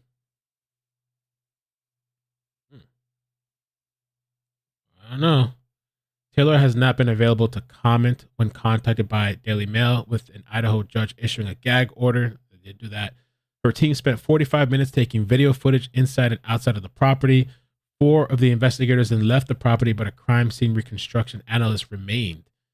It is unusual for defense attorneys paid by the state to create a reconstruction of the crime scene. Meanwhile, Kohberger's parents have insisted they don't have the money for a private attorney. The investigation of the house comes after the court ordered a cleanup mission to be halted when it announced that authorities had made an arrest in the chilling case. Photos show the Idaho State Police trooper accompanied by the group when they attended the property. Okay. So he got a. Yeah, the father looks like he's, I don't know, the suspect's father, Michael, is shown arriving at the courthouse. He looks kind of like withered and stuff.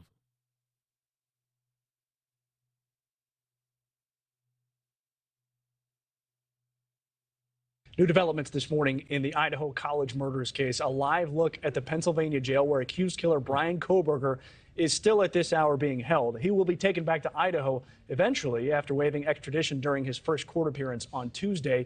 And we have new body camera video from a traffic stop in Indiana as Kohberger and his father made a trip across the country to their family home in Pennsylvania. Robert Sherman is live in Moscow, Idaho, with the latest on that investigation. Interesting to see the video of Kohberger there in that white Hyundai Elantra. Good morning.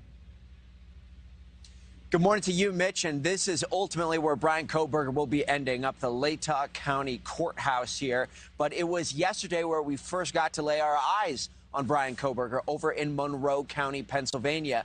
That's where he made his first court appearance in front of a judge for his extradition hearing, where he ultimately waived extradition. So Kohberger is going to end up here in the state of Idaho at some point. We don't know exactly when. Sometime within the next within the next 10 days. Officials are playing all of this very close to the vest.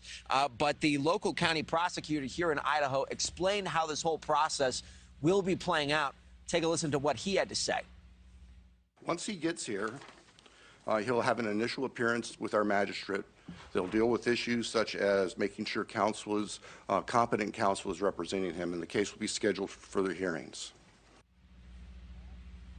This is new video that is coming into our newsroom. However, this comes from body camera footage from an Indiana state trooper during a traffic stop. So we saw all this mumbo jumbo. Interesting. Oh, that's the sister, Kohberger's sister. Okay. Interesting, man. So this is going to be an interesting trial for sure, especially with this attorney that got this other situation overturned. Look like she don't play. She over here got a team of people coming in this shit, recording everything and gritting too.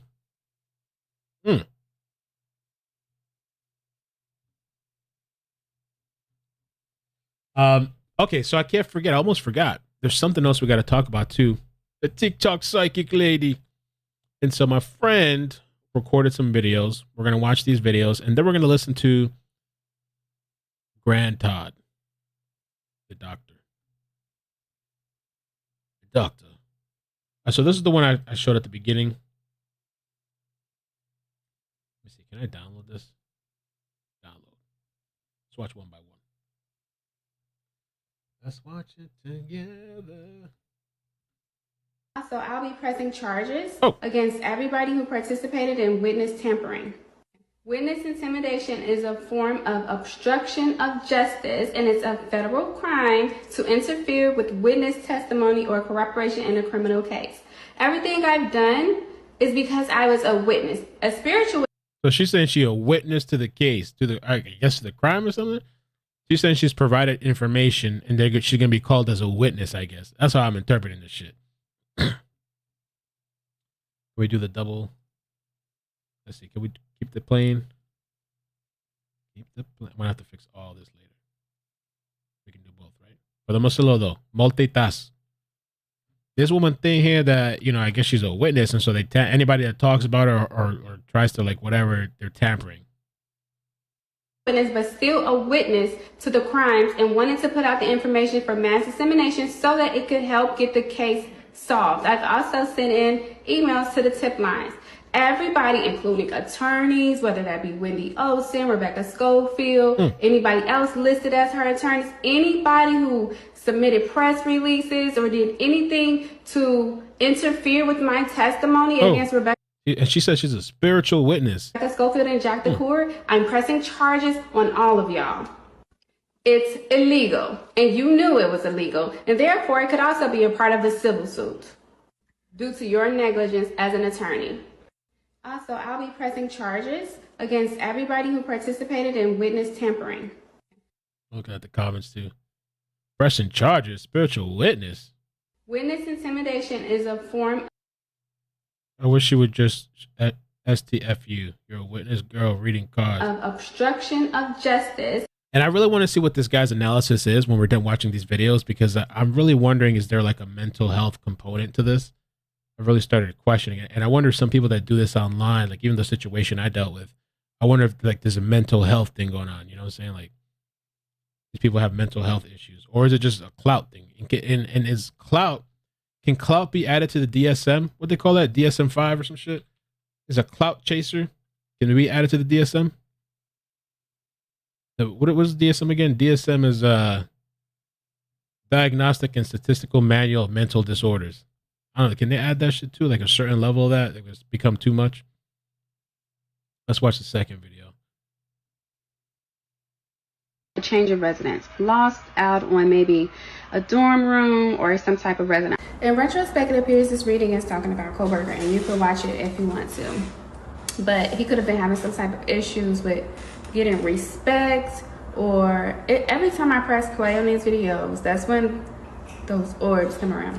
But anyway, he could have been having some issues in school, and Rebecca Schofield may have mentored him or talked to him about some issues that he was having. And that's why she knew that's why she perceived that he could be a potential person that can So Maven says, and she says mental disorder isn't a defense of defamation, so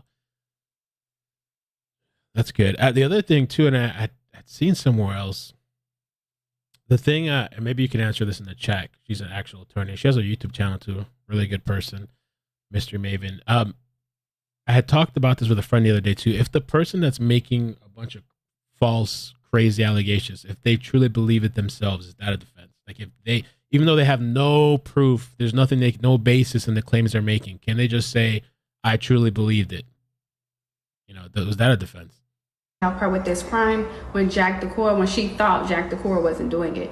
Also, there is no other substance, and there is no relationship between Rebecca Schofield and Bryan Kohberger. Just mentorship, or maybe like a phone call or two, and then the crime.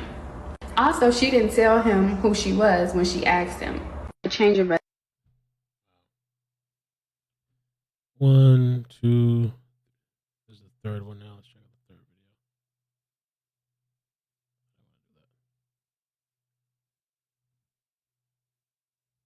video. Download. Also, keep in mind that the University of Idaho and the school that Bryan Kohberger went to are like partner schools, although they seem to be separate on the outside. But so now I guess she's trying to link it like that because there's schools that are close to each other. If you're in the area, you would know that those two schools interact with each other. They partner with each other, and some of the students even take classes at both schools.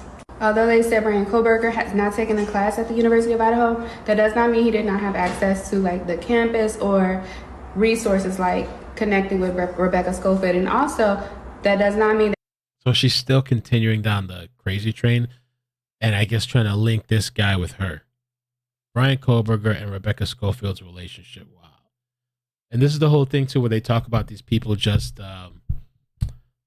what's the the goalposts, right? They keep moving the goalposts, keep changing the goalposts, keep stretching, going and going. And Rebecca Schofield couldn't go in the database and get information on Bryan Kohberger, especially since he's like an adjunct or was an adjunct. So they didn't really have a deep relationship, but she knew of him and she knew he was having problems because of the mentorship call. And she used that to her leverage. But when she called him and invited him to experience with her book link, she didn't tell him who she was. She told him she would tell him later. Also, keep. Let me download this one. So I want to be a little more clear on this one. When Rebecca Schofield wanted to contact Bryan Kohberger, she did so in a way like she messed. It's kind of shocking to me too that somebody could do this with like a straight face and just continue like on and on and on and on and on and that stuff. And I think she has multiple TikTok accounts. I don't know what's going on with her TikTok, and it's just she just keeps going. Like these people don't stop. Messaged a link to her book. So again, like I told you before, her and Jack the Coeur were communicating. With her book, The Experiment. And he would put information in. It's a collaborative book app, and it could be this one. I'm gonna do a reading on it, but this app allows you to collaborate. Wait, what does it say? Teacher. It allows you to collaborate with someone. So it would be a teacher who logs in, creates the app, or you're a student. And then you would invite other people with a link to collaborate with you on a book. You can do voice notes, you could do text, you could do videos, you could do pictures. So everything that they did and talked about is all on that book app. Again, it may not be this particular one, but I'll look. Yeah, she's literally, Xana says she's damaging her lawsuits, charges, silence is a virtue. Yeah, she's just making it worse for herself. She's giving them all the content that they need, you know? Let me get some of these super chats from before. SW4x4 says shocked he updated vehicle registration after the killings and they did not pick up on the car. Or maybe that's how exactly they caught him. There's an article I got to read from TMZ or Inside Edition that was sent to me that has that information. We'll cover that. Xana, thank you so much for the 1,000 bits. And I'm going to put, towards the end of the stream, I'm going to put Xana is doing a stream tonight. I think she's covering the floods. I don't know if you schedule the stream, I can forward people thereafter. If you have the forwarding set up on your channel, you do have it scheduled. I'll see if you have forwarding enabled. If not, you need to enable it. But so we'll get to that. Let me get the Athena. Thank you for the super chat. Says BK wants to live long enough on death row for Dr. Ramslin to write a book on him. Probably, yo. Like, I'm sure, like he probably, now that I feel like if he didn't get caught, he probably he would have gone on to kill more, and he probably wants to be like eternalized, like through crime and like the murders, and like maybe he's people that he looks up to potentially. Kelly, thank you so much for the super chat. Says maybe he'll get gutted in prison as he awaits the needle after Big Bubba and the gang are done with him, of course. No mercy. Hey. The neighborhood, thank you so much for the super chat. Says I think TikToker has histrionic personality disorder. Look it up, fits her well. We're gonna check out Dr. Grant Todd in a second after a couple more videos. I'm really, really curious to see what he had to say. Jeff H. Brian's on the ground. Next stop, in the ground? Probably. Maybe so. Yes. Chemistry Queen, thank you for the super chat. Says if he was looking for infamy, he achieved his goal. Yep, I think so. Ron, thank you for the super chat. Dr. Edward Moskowitz, Mel, thank you. BK will arrive in Idaho tonight. Okay, I think this is the flight. This is the link that I was sent. Oh, wait, did he leave already? Oh, he's getting ready to leave. According to this, he's getting ready to leave. Okay, if this is the correct flight, which it says here, I wish I could show you like full screen. And I can extend it though. Let me do that real quick. It says here, Pennsylvania State Police Commonwealth of Pennsylvania. I signed up to the full membership so we could not have ads or whatever. But yeah, it looks like the plane's getting ready to go. Getting ready to hit the sky. Ooh.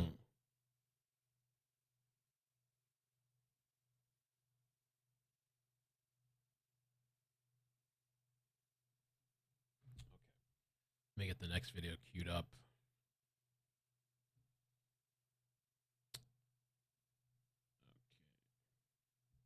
Okay.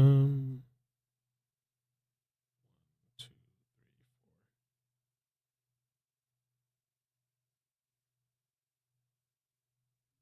I think we haven't watched this one yet. So I want to be a little more clear on this one. When Rebecca Schofield wanted to contact Bryan Kohberger, she did so in a way like she messaged a link to her book. So again, like I told you before, her and Jack DeCoeur were communicating, with her book, The Experiment.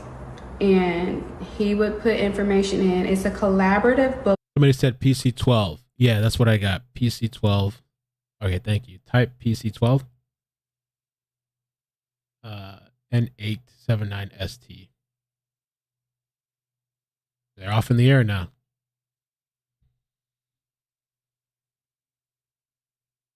Okay, thank you for that. Lockdown said N879ST. All right, great. App, and it could be this one. I'm gonna do a reading on it, but this app allows you to collaborate. Wait, what does it say? Teacher. It allows you to collaborate with someone. So it would be a teacher who logs in, creates the app, or you're a student. And then you would invite other people with a link to collaborate with you on a book. You can do voice notes, you can do text, you can do videos, you can do pictures. So everything that they did and talked about is all on that book app. Again, it may not be this particular one, but I'll look. And Maven said no. If you click F on the right, it'll follow. Okay, thank you. There we go. Amazing. Thank you for that. All right, the next video. Let's keep it going. Let's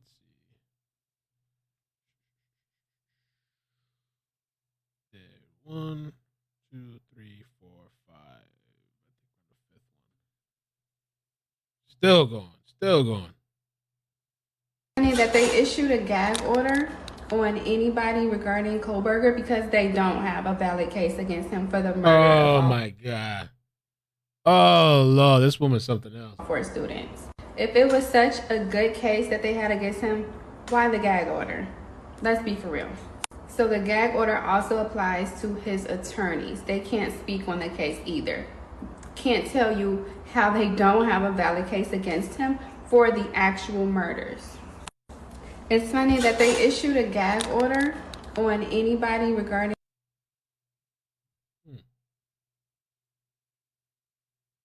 Kohberger because they don't have a valid case. Yeah, I don't know. I feel like to these people, I guess she probably feeds off of attention. 1, 2, 3, 4, 5, 6. At some point, it's like, what's the point even? I don't know how far this lady's gonna go. So when Becky Schofield contacted Bryan Kohberger to invite him to experiment, right? She knew that he was going through stuff and that he needed a break regarding his career, or he needed proper planning and preparation and guidance to be set up for success. She was going to help him, but she didn't tell him who she was.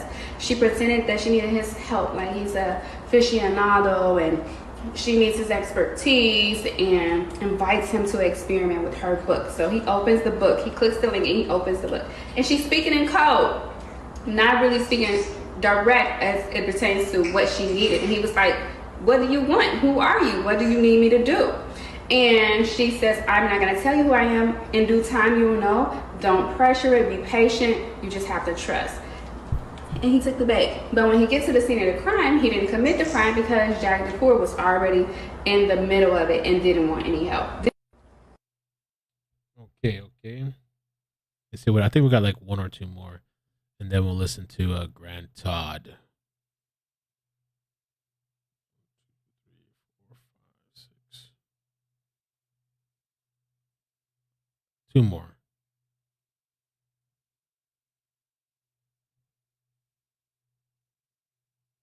Jack DeCoeur and Rebecca Schofield. So remember I said Jack DeCoeur and Rebecca Schofield, more so Rebecca Schofield, this is her idea. They communicated using the creative arts. This is the book creator app. They could have used this actual app or a similar one to it. The way that it works is you're writing a book and you invite collaborators. You have to be a teacher. Anyway, you have to be a teacher to be able to create an account on here, and you can invite a student to do work with you. They can add voice notes, they can add pictures. Come on. Yeah, so you can add an image, a camera, you can video record, you can text, you can add pictures. So instead of talking on the phone, they would open this app and either write in the book that they were creating to set the plot up for the murders, or they would leave a voice note or a picture. So that way she can communicate with how she wanted things done, and he can communicate with her as well. Like I said, it may not have been a specific one. So remember I said, I don't know, bro. Let's check. There's people who just gotta let him go, like down the. And I'm glad she's Rebecca suing her. But these people, like, you just let him go forever. They never stop. They just go down this crazy train.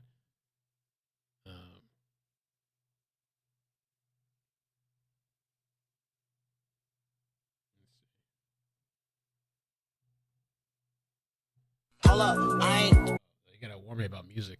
All right. Okay, so the next thing, let's listen to Dr. Todd. I had him somewhere. She's gone. Let me get the link back up.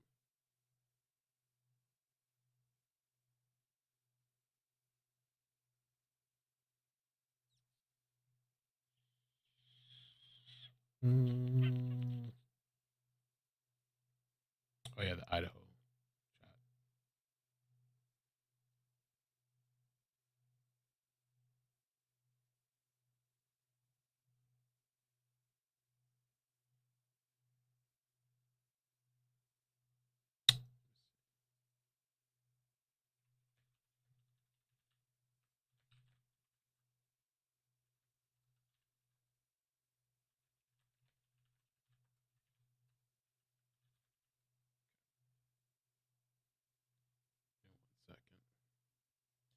Let me see if I can set up the stream for we'll send Xana some love after. Redirect.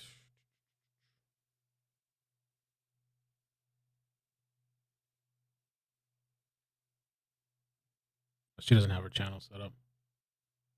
Oh, there we go. She does. Okay. Boom. Amazing.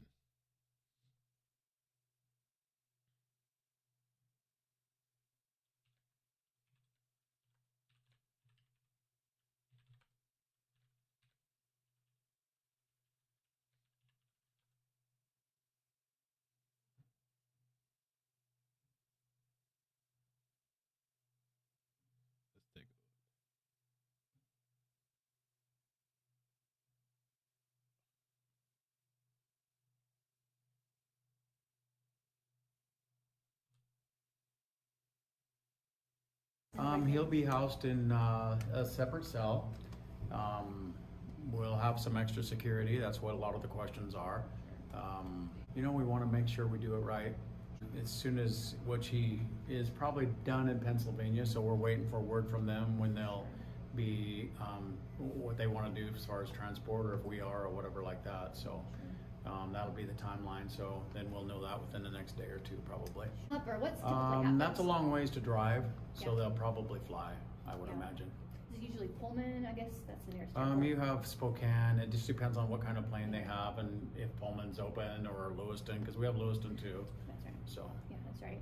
And then whether or not you pick him up there, if they Right. bring him all the way here. Right. And he'll be here. This is the jail, right? Like Yes. where we are. So Yep, this is the jail. Tell me more about the jail. Like how many do you house? Is it what typically do you? I can house up to 37, and I have about 22 down there or whatever. So. So I there's have plenty of space. room for him, and like I said, Oh, he'll be in a regular cell by himself. Yep. Any special protocol? No, and he's, you know, he's just, you know, he's not guilty, right? Until he goes through court and everything. So he's, you know, he's going to be in my jail, but he's not going to be, you know, treated any different than anybody else in my jail. So you can talk on the phone. Well, this is family Dr. members, Grande. Stuff like that. Today's And question. We have visitation like most jails do. Okay, and they can receive mail. They can send Yep. mail. And they can. Yep, they can have mail and stuff like They that. get 3 meals a day. Like what? Oh yeah, yep. He'll get, you know, the same treatment that all the rest of the inmates get. So. And be like separated all the time. Yeah, probably. Okay. We don't have obviously cases like this on a normal basis. We're not the big city stuff, and so this is definitely different for all of us, and it hit really close to home, and it's pretty horrific actually. So they're saying he's going to be housed in a separate cell, exclusive. Latta County Sheriff Richard Skills speaks with Court TV. Okay. All right, let's listen to Dr. Todd. Okay. I put the link. Let's see. I put the link. I'm doing a lot in the background, so sorry about that. Let me put the link to his channel. I think a lot of people already watch him. Dr. Todd Grant. Dr. Todd Grant. Put in the description. Question is, can I analyze the case of Ashley Gillard? She is a social media influencer who has found herself at the center of a lawsuit in response to claims she made about the 2022 Moscow, Idaho quadruple murder case. Just a reminder, I'm not diagnosing anybody in this video, only speculating about what could be happening in a situation like that. I'll put the link to the murder case, move to a background of Ashley, a summary of the lawsuit, and then my analysis. On November 13, 2022, sometime between 3 and 4 a.m., through the 4 murders. people were ruled out as potential suspects. At the time making this video, the police are still actively searching for the killer. The case has generated a tremendous number of leads and a lot of interest from Ashley Gillard. Ashley is a self-proclaimed psychic from Texas who posts videos on the platform TikTok. She has over 100,000 followers on TikTok, and she operates her own website. Ashley told the Washington Post that she made a spiritual journey in 2015 and started reading tarot cards. One of her followers asked her to investigate the Idaho quadruple murder case. Ashley performed a reading which indicated that a teacher might be involved. The cards then led her to the term history. I find it. And I remember, like, yeah, there was a video. She was like, she was talking about, she kept hearing the words history, history, history, history. I talked about this before. And then she goes and like looks up on the university website and types in history. Interesting that the cards never lead self-proclaimed psychics to terms like common sense. Oh, no, he did it. Oh, shit. No, he didn't. No, he didn't. Oh, shit. I didn't know this guy was a savage. Hold on. Hold on. The teacher might be in a quadruple murder case. Ashley performed a reading which indicated that a teacher might be involved. The cards then led her to the term history. I find it interesting that the cards never lead self-proclaimed psychics to terms like common sense, restraint, or early retirement. Ashley pulled up the University of Idaho's website. Ooh, bruh. And navigated to the history department. There she learned that the chair of the department was an associate professor named Rebecca Schofield. Ashley claimed that another reading told her that Rebecca was involved in the Idaho murders. She documented her theories on dozens of TikTok videos. Ashley claimed that the professor was romantically involved with one of the victims. Gotta clip that for Twitter. That was woof. Participated in the murders. These are incredibly serious accusations, especially the murder part. Rebecca Schofield denied these allegations and filed a lawsuit against Ashley. This brings me to a summary of the lawsuit. The lawsuit starts out by documenting how Rebecca Schofield could not have been involved in the murders. When the murders occurred, she was with her husband in Portland, Oregon, visiting friends. Portland is about 6 hours from Moscow, Idaho. The couple stayed in a hotel and did not check out until the morning of November 13th. They checked out after the murders happened. They drove from Portland to Moscow and arrived after law enforcement had discovered the bodies. Rebecca was not involved in the murders in any way. She has been a professor at the University of Idaho since 2016. The 4 students who were murdered attended the University of Idaho. All right, I'm going to skip just a little ahead, but I did put the link to his video. I kind of want to hear more of his analysis on her. On TikTok, Ashley posted videos asserting that the killer was familiar with one or more of the victims. Furthermore, she stated that the killer was possibly a former romantic partner with one of the victims. Yeah, she did all that. On November 24, 2022, Ashley used an image of Rebecca Schofield that was taken from the University of Idaho website. Ashley falsely accused Rebecca of being in a romantic relationship with one of the victims and of ordering the murders. The next day, November 25, Ashley posted another 5 TikTok videos containing more false allegations, including that Rebecca ordered the murders. In 3 of these videos, Ashley falsely accused Rebecca and a student, referred to as JD, of planning the murders together. Yeah, she did a whole bunch of nonsense. Ashley falsely claimed that Rebecca was going to prison for the quadruple murder. Ashley said, quote, "I'm not worried about Rebecca Schofield suing me because she will be using her resources to fight 4 murder cases," unquote. Ashley falsely claimed that Rebecca decided to kill the students because KG wanted to take a break in the relationship.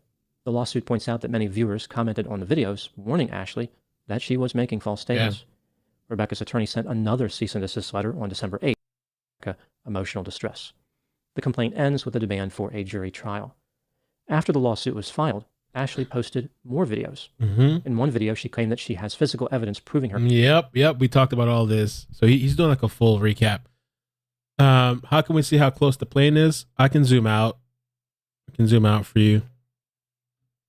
What the hell did I just click? What just happened?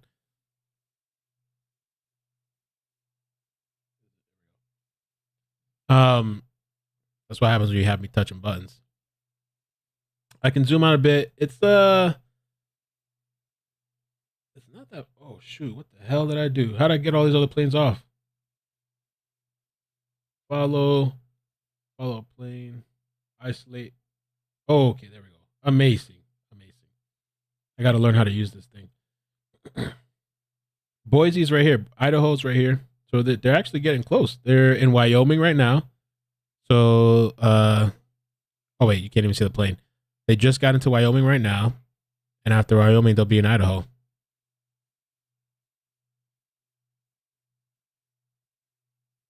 Don't have iCkEdMeL touch the buttons, man. I'm going to mess everything up. iCkEdMeL, can we check it out, please?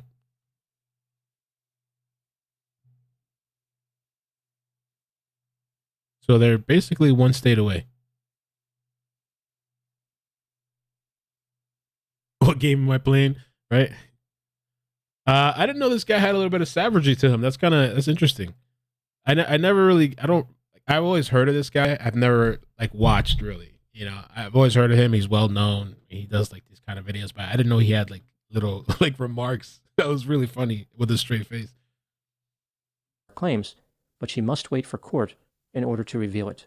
Ashley told the Washington Post that she has not hired an attorney and she isn't worried about being sued. She said, quote, "Time will tell, and I'm willing to take the risk. I'm going to keep posting. I'm not taking anything down. If, in the alternate universe, if I was wrong, this is an open and shut case," unquote. After once again repeating her false accusation, Ashley continued by saying, quote, "I'm still posting. I've said a lot of things about her. I'm not going to stop. If I'm such a liar, I'm so wrong about it, then in court, she will win," unquote. The last prediction about Rebecca winning in court might be the only accurate prediction that Ashley has ever made. Now moving to my analysis. Here are my thoughts in a few areas that stood out to me in this case. Item number 1. It seems fairly obvious that there is absolutely no reason to believe that Rebecca Schofield had anything to do with the Idaho murders. She is just an innocent bystander in the situation. And the cops actually ruled her out as well. Like the cops, I don't know, I didn't see the press release myself, but I had heard that they had said themselves, which is going to help Rebecca's case as well, that she's not involved. It appears as though Ashley is repeatedly making unfounded allegations. Ashley's system for finding Rebecca in the first place was based on looking for the term history on a website of the college the victims attended. That's what she said in her video. She just started getting these voices or these thoughts or reading history. And she types in history on the university website and this teacher pops up. And then she does a reading on the teacher. Ashley has absolutely no inside information about the Idaho murders at all. She doesn't know anything, but she appears to be very confident in her accusations. Item number 2, does Ashley have any chance of not losing the lawsuit? Let's take a look at the laws around defamation. These laws vary based on jurisdiction, but here is a general description. A defamatory statement is a false statement of fact that is negligently or intentionally communicated or published, and this false statement causes damage to the subject of the statement. A defamatory statement that is written is referred to as libel, and one that is oral is referred to as slander. If against any defamation claim. If someone states an opinion rather than claiming that something is factual, it would not be considered defamatory. That's what I was saying. Like, if this chick would just like change a bit of her verbiage when making this nutty, insane claims, it probably could have helped her a bit. You know, I don't know why people need to do this on the internet, speaking in absolutes all the time. I don't know if they just really in their head feel like they're right and they have to, speak like that. Under normal circumstances. But if the opinion implies underlying statements which are not true, it may still be defamatory. Oh, even just like because that. someone makes a defamatory statement doesn't always mean that they can be found liable for defamation. A major factor in determining liability is the target of the defamation. If the target is a private person, the standard is much lower than if they are a public figure. That's really interesting too that he stated that. For a private public versus private person, the standard is negligence. For a public figure, it's actual malice. For a person to be held liable for defamation against a private person, one of 3 criteria must be satisfied. They had to know the statement was false, they acted with reckless disregard for the truth, or they acted negligently in failing to ascertain whether the statement was true or false prior to making it. Essentially, for a private person to win a defamation case, they have to prove that the defendant acted outside of the scope of how a reasonable person would act under similar circumstances. I think it is reasonable to believe that Rebecca Schofield qualifies as a private person and not as a public figure. It appears as though she was just minding her own business when Ashley dragged her name into the discussion about the Idaho murders. Because Ashley accused Rebecca of committing a crime, Rebecca doesn't need to prove that she sustained any damages. The assumption is that being falsely accused of a crime automatically causes damage. I think Rebecca would win even if she was somehow considered a public figure, but given that she is a private person, this should be a very easy case for her to win. Damn. None of that may matter, of course, It's not clear if Ashley has any money to pay a judgment, but Mm, at least that's the other thing. Yeah. a victory would force Ashley to remove her videos.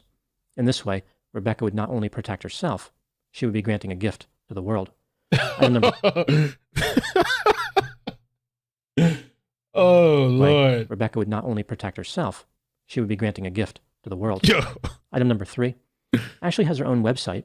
It is under construction, but she does have a little message on there for visitors. Among other things, it says that she is blessed with the ability to Clairvoyant. access and interpret information from the universal consciousness.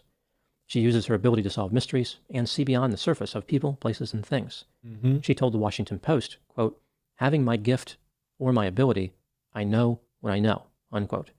There is a theme with Ashley that emerges here. She believes herself to have supernatural or magical powers. Item number 4.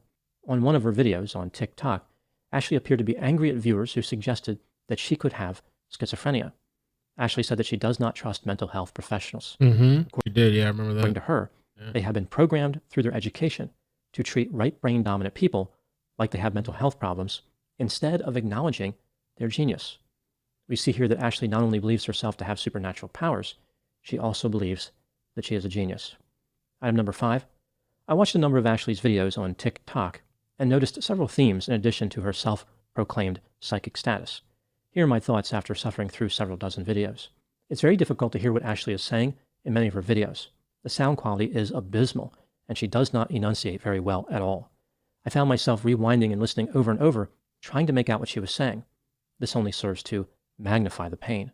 To say that her Yo, jeez. Lord almighty. Lord. trying to make out what she was saying. This only serves to magnify the pain. To say that her videos are very poorly planned is overly generous because it suggests that any planning was involved. It looks like Ashley simply records one video after the other without putting any thought into what she's going to say. It's like a stream of consciousness. Ashley makes a number of unusual connections in her videos, like the way she attempts to figure out various problems or situations doesn't make any sense. There are many statements that seem random, tangential, and bizarre. There is the sense that Ashley really doesn't understand the implications of what she's saying. Item number 6. Before Ashley was sued, many people in the comment section of her TikTok videos appeared to believe her, or at least they were entertaining her false accusations. I think this shows how gullible people can be and how so-called psychics are able to exploit the intrigue of mysteries by adding nonsense. After the lawsuit, Ashley started receiving a lot of negativity, and many comments are suggesting that she is going to badly lose the lawsuit filed by Rebecca Schofield. There's a theme of joy emerging in the comments section. People are looking forward to Ashley being defeated. Item number 7. What was Ashley's motive for falsely accusing Rebecca? Is Ashley seeking fame or fortune, or is this more about losing touch with reality? What's going on here? This is just a theory, my opinion. It appears as though Ashley does not have critical thinking skills, and she engages in magical thinking. Through her bizarre way of processing information, she came to believe that Rebecca was somehow involved in the Idaho murders. If she had stopped at this point and never made an accusation, Ashley would have been fine. A person is allowed to believe whatever they want. The problem for Ashley is that she did not have the restraint to contain her belief. She posted it in videos, and now she's in trouble. The situation was caused by magical thinking, impulsivity, grandiosity, a sense of entitlement, and a massive level of overconfidence. Now moving to my final thoughts. At first, people who agreed with Ashley watched her videos, but now feelings of schadenfreude have taken over, and people are watching to see her misfortune. I think it makes more sense to have compassion for everyone involved in this case, for Rebecca and others who have been defamed, as well as for Ashley. Social media has created an incredible opportunity for people to have their voices heard, to express all different types of opinions. This is especially true if they are talking about high-profile cases. The difficulty is that not everybody understands the difference between stating an opinion and asserting that something is true. If an individual is in a fantasy world, social media can be a road to financial destruction. Very little stands between the development of false beliefs and stating those false beliefs in a public forum. Damn. Well, that was interesting. Magical thoughts, yo. Magical thinking, right? Oh, shit. I was thinking like maybe if maybe he's not allowed to, and he's supposed to say, but I was just wondering like if he thought there was like a mental component to it, like some sort of mental health.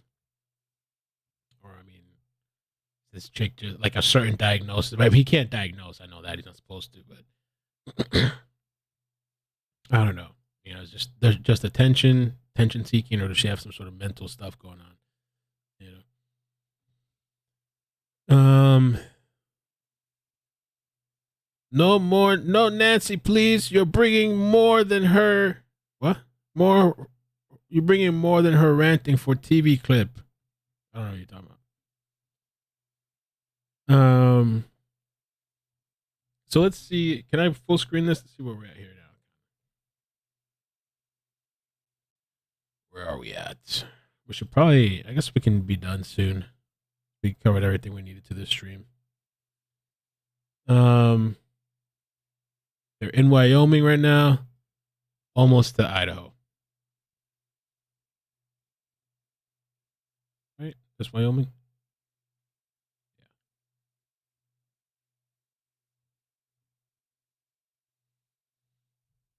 Yeah, that's it. That's the end of it. Like, it's a couple of seconds left. Those are my thoughts in the case of Ashley Gillard. Please put any opinions and thoughts in the comments.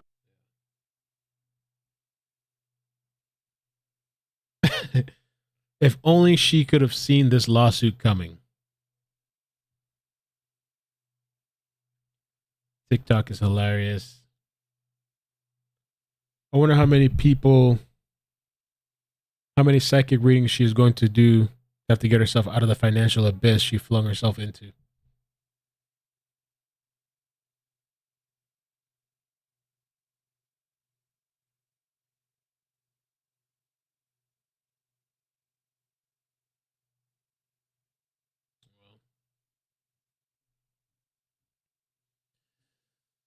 The readings. What's the speed look like? Does it tell you the speed on here? Ground speed. It's 251 knots. Ground speed.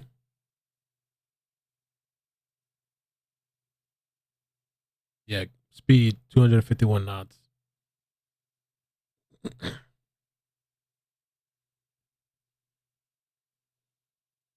They're going to Pullman, Washington Little Airport. Oh, okay.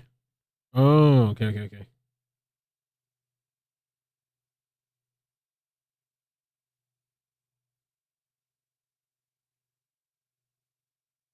So they're going to pass Idaho then.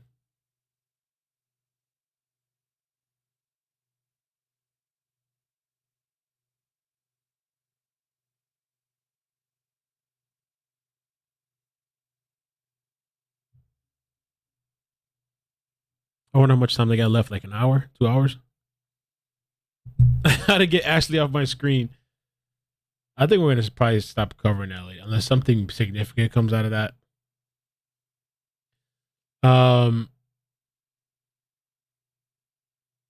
Let's see what other super chats. Darren, thank you for the super chat. Says, "Hey, Mel, you know what side of Hollywood is Hollyweird? Federal?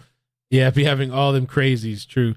John Doe, thank you for the super chat. Good stuff. He says, Sinner, what's up? Thanks for the super chat. Says, this is 100% the type of person that would bite you in the face during a normal disagreement. Probably, yes. I got Xana ready. Thank you. Sultry Cat Lady, thank you for the membership and the super chat. Thank you so much. Says, thank you. Beautiful Disaster. Oh, Crazy Pants is really trying to reach on this. Denise, can we see how close the plane is? Okay, I got that for you. Coach Larry, how much to get Ashley off my screen? How much of a super chat? Let me check. Oh, and I was supposed to read you guys the article. I forgot. Where are we at? Oh, we're already past 2 hours. This Inside Edition. Let me see if I can I do the Inside Edition and leave this up? Can we leave it up? Leave it up.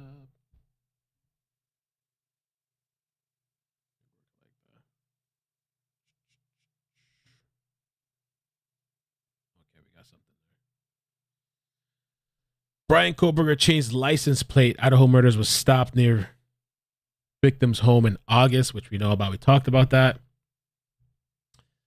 It says the Inside Edition digital obtained records that show that the 2015 white Hyundai Elantra that Bryan Kohberger is seen driving and body cam footage from a traffic stop in Indiana on December 15 was registered in the state of Washington just a month prior.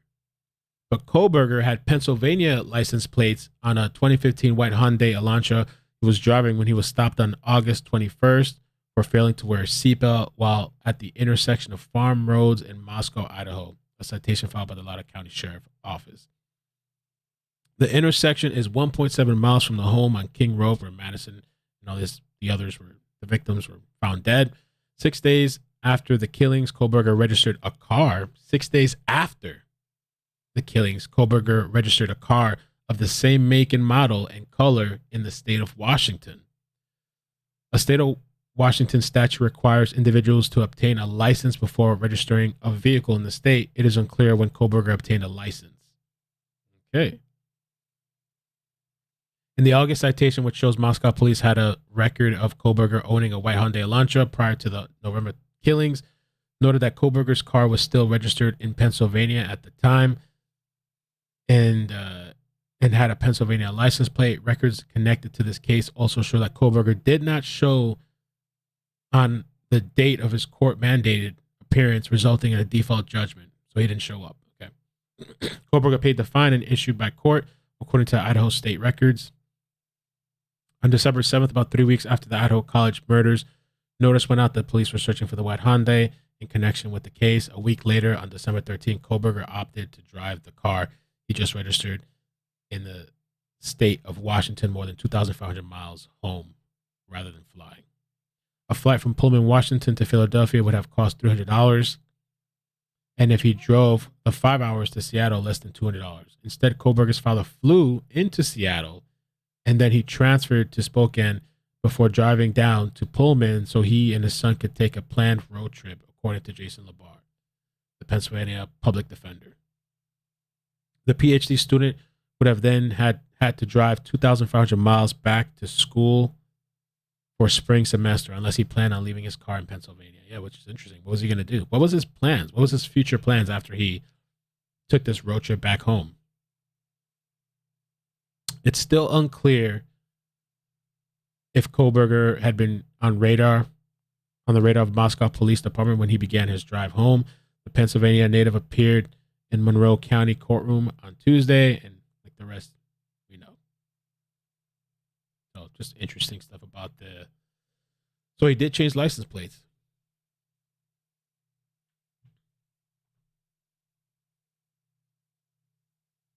Okay. So what we're going to do is, let me see. I have one more note. Let me double check. A couple things that's coming up. You guys know. Okay. And I'm going to ask you for a couple things, guys. Don't ask us for nothing. Joe, thank you for the super chat. Says, prediction, 6 or less months, Ashley's TikTok are her working the Wendy's drive-thru window. Lord. Psychic predicts whether or not you'll order fries. I wonder if that's what I was wondering too. If she works, I was wondering if she has a job. Not that I want anybody to go after her job or anything like that, but I was just wondering because, like, if she's employed, I could only imagine that her employers are seeing all this mess on the internet. They probably would have had to let her go. Like, if I had an employee that was doing this nonsense, I would have been like, no, we're cutting this shit short. You know what I'm saying? You're not going to bring us down too. So, okay. Let me make sure I got all the super chats. I had an idea in my head of what I was going to tell you guys, and I just completely forgot. Oh, yeah. So let me check notifications. I think I have one more notification, which I want to save for a couple of possibilities. Alpha David. Yeah, I have one more notification till tomorrow. So I want to save that one notification for either Alpha David, or if we get a chase tonight, or if something breaking happens tonight. So I don't want to use the rest of my notifications. Also, after this stream, I'm going to transfer you over to Xana May's stream if you want to show her some love. She's going to be talking tonight about the California floods that's going on. And so after this, it'll automatically transfer you over there if you want to hit like and subscribe to her stream. And also check out the channel sponsor, Swag It, okay? We're going to be doing another giveaway. The last giveaway we did $1,000, $500 from Swag It, $500 for me, and that's just for supporting me. The $500 from Swag It is for downloading the app. You click the link, download the app, you follow me there. It's US based only now, but like they're working on expanding. And so you download the app. It's a video app platform that gives you, like, pays you swag bucks for using their platform. And you can give swag bucks as well. I've cashed out $200 so far myself from swag bucks. And there's just like extra content on there. And I just thought it was a cool way for me to like give back to you guys for supporting me. And so that's why I give my own giveaway at the same time while they're doing their giveaway. So last time we did 1,000. I'll see if I match it to this time. I don't know. Maybe I'll match it. Do another $1,000 giveaway at the end of January. I'll schedule the stream maybe like 2 weeks in advance. Oh, 2 weeks or a week in advance. I'll schedule it out. And a lot of people were like really happy and thankful. The people that won, even one of the mods won, which I thought was dope. Flossie. I just think it's a really cool thing that we can help out and give away some money and stuff. And if you have the app and if you have any issues, make sure you download the latest version of the app. You got to update the app because they came out with a lot of fixes. So yeah. Oh Lord, Alpha David in the chat. Fingers crossed tonight. Alpha David can still be right. It can still come out.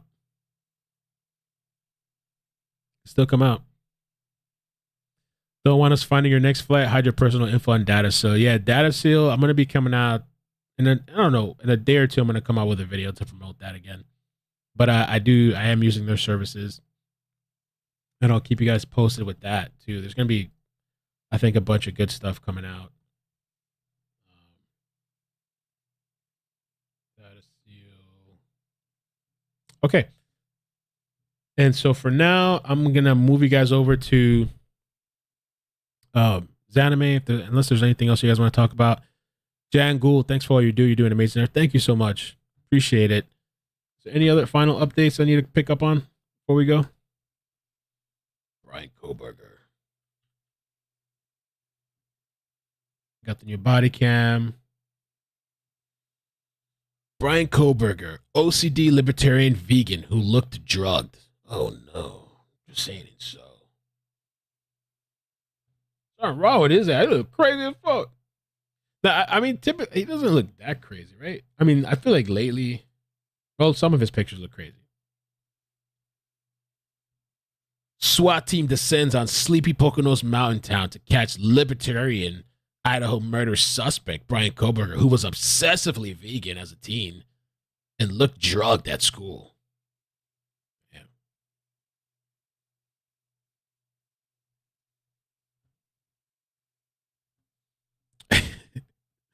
All right, I'm going to move you guys over. News Nation just reported live from the Pullman Moscow airport. They've confirmed he will land there and will be taken directly to the courthouse.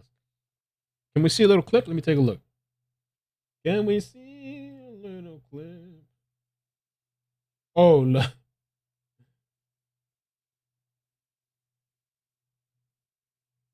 She's a witness, guys, a spiritual witness.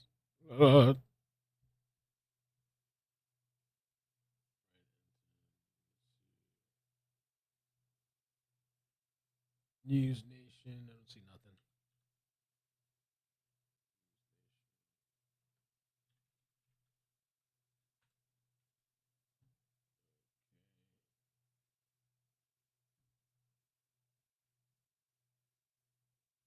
Right, and 10:25 minutes ago. Well, senior national correspondent Brian Enton is back in Idaho. He is pulled over to join us via Zoom. Brian, thank you so much for a quick turnaround. So you know we have this new body camera footage from the first traffic stop in Indiana showing Kohberger talking a lot more. Let's play a chunk of it, and then we'll get your reaction. I'm having a hard time hearing you because of the traffic. So you're coming from Washington State University, and you're going where? Oh. We're going to be going to Pennsylvania. Oh, okay. We're slightly punchy because we're driving for hours. We saw this already.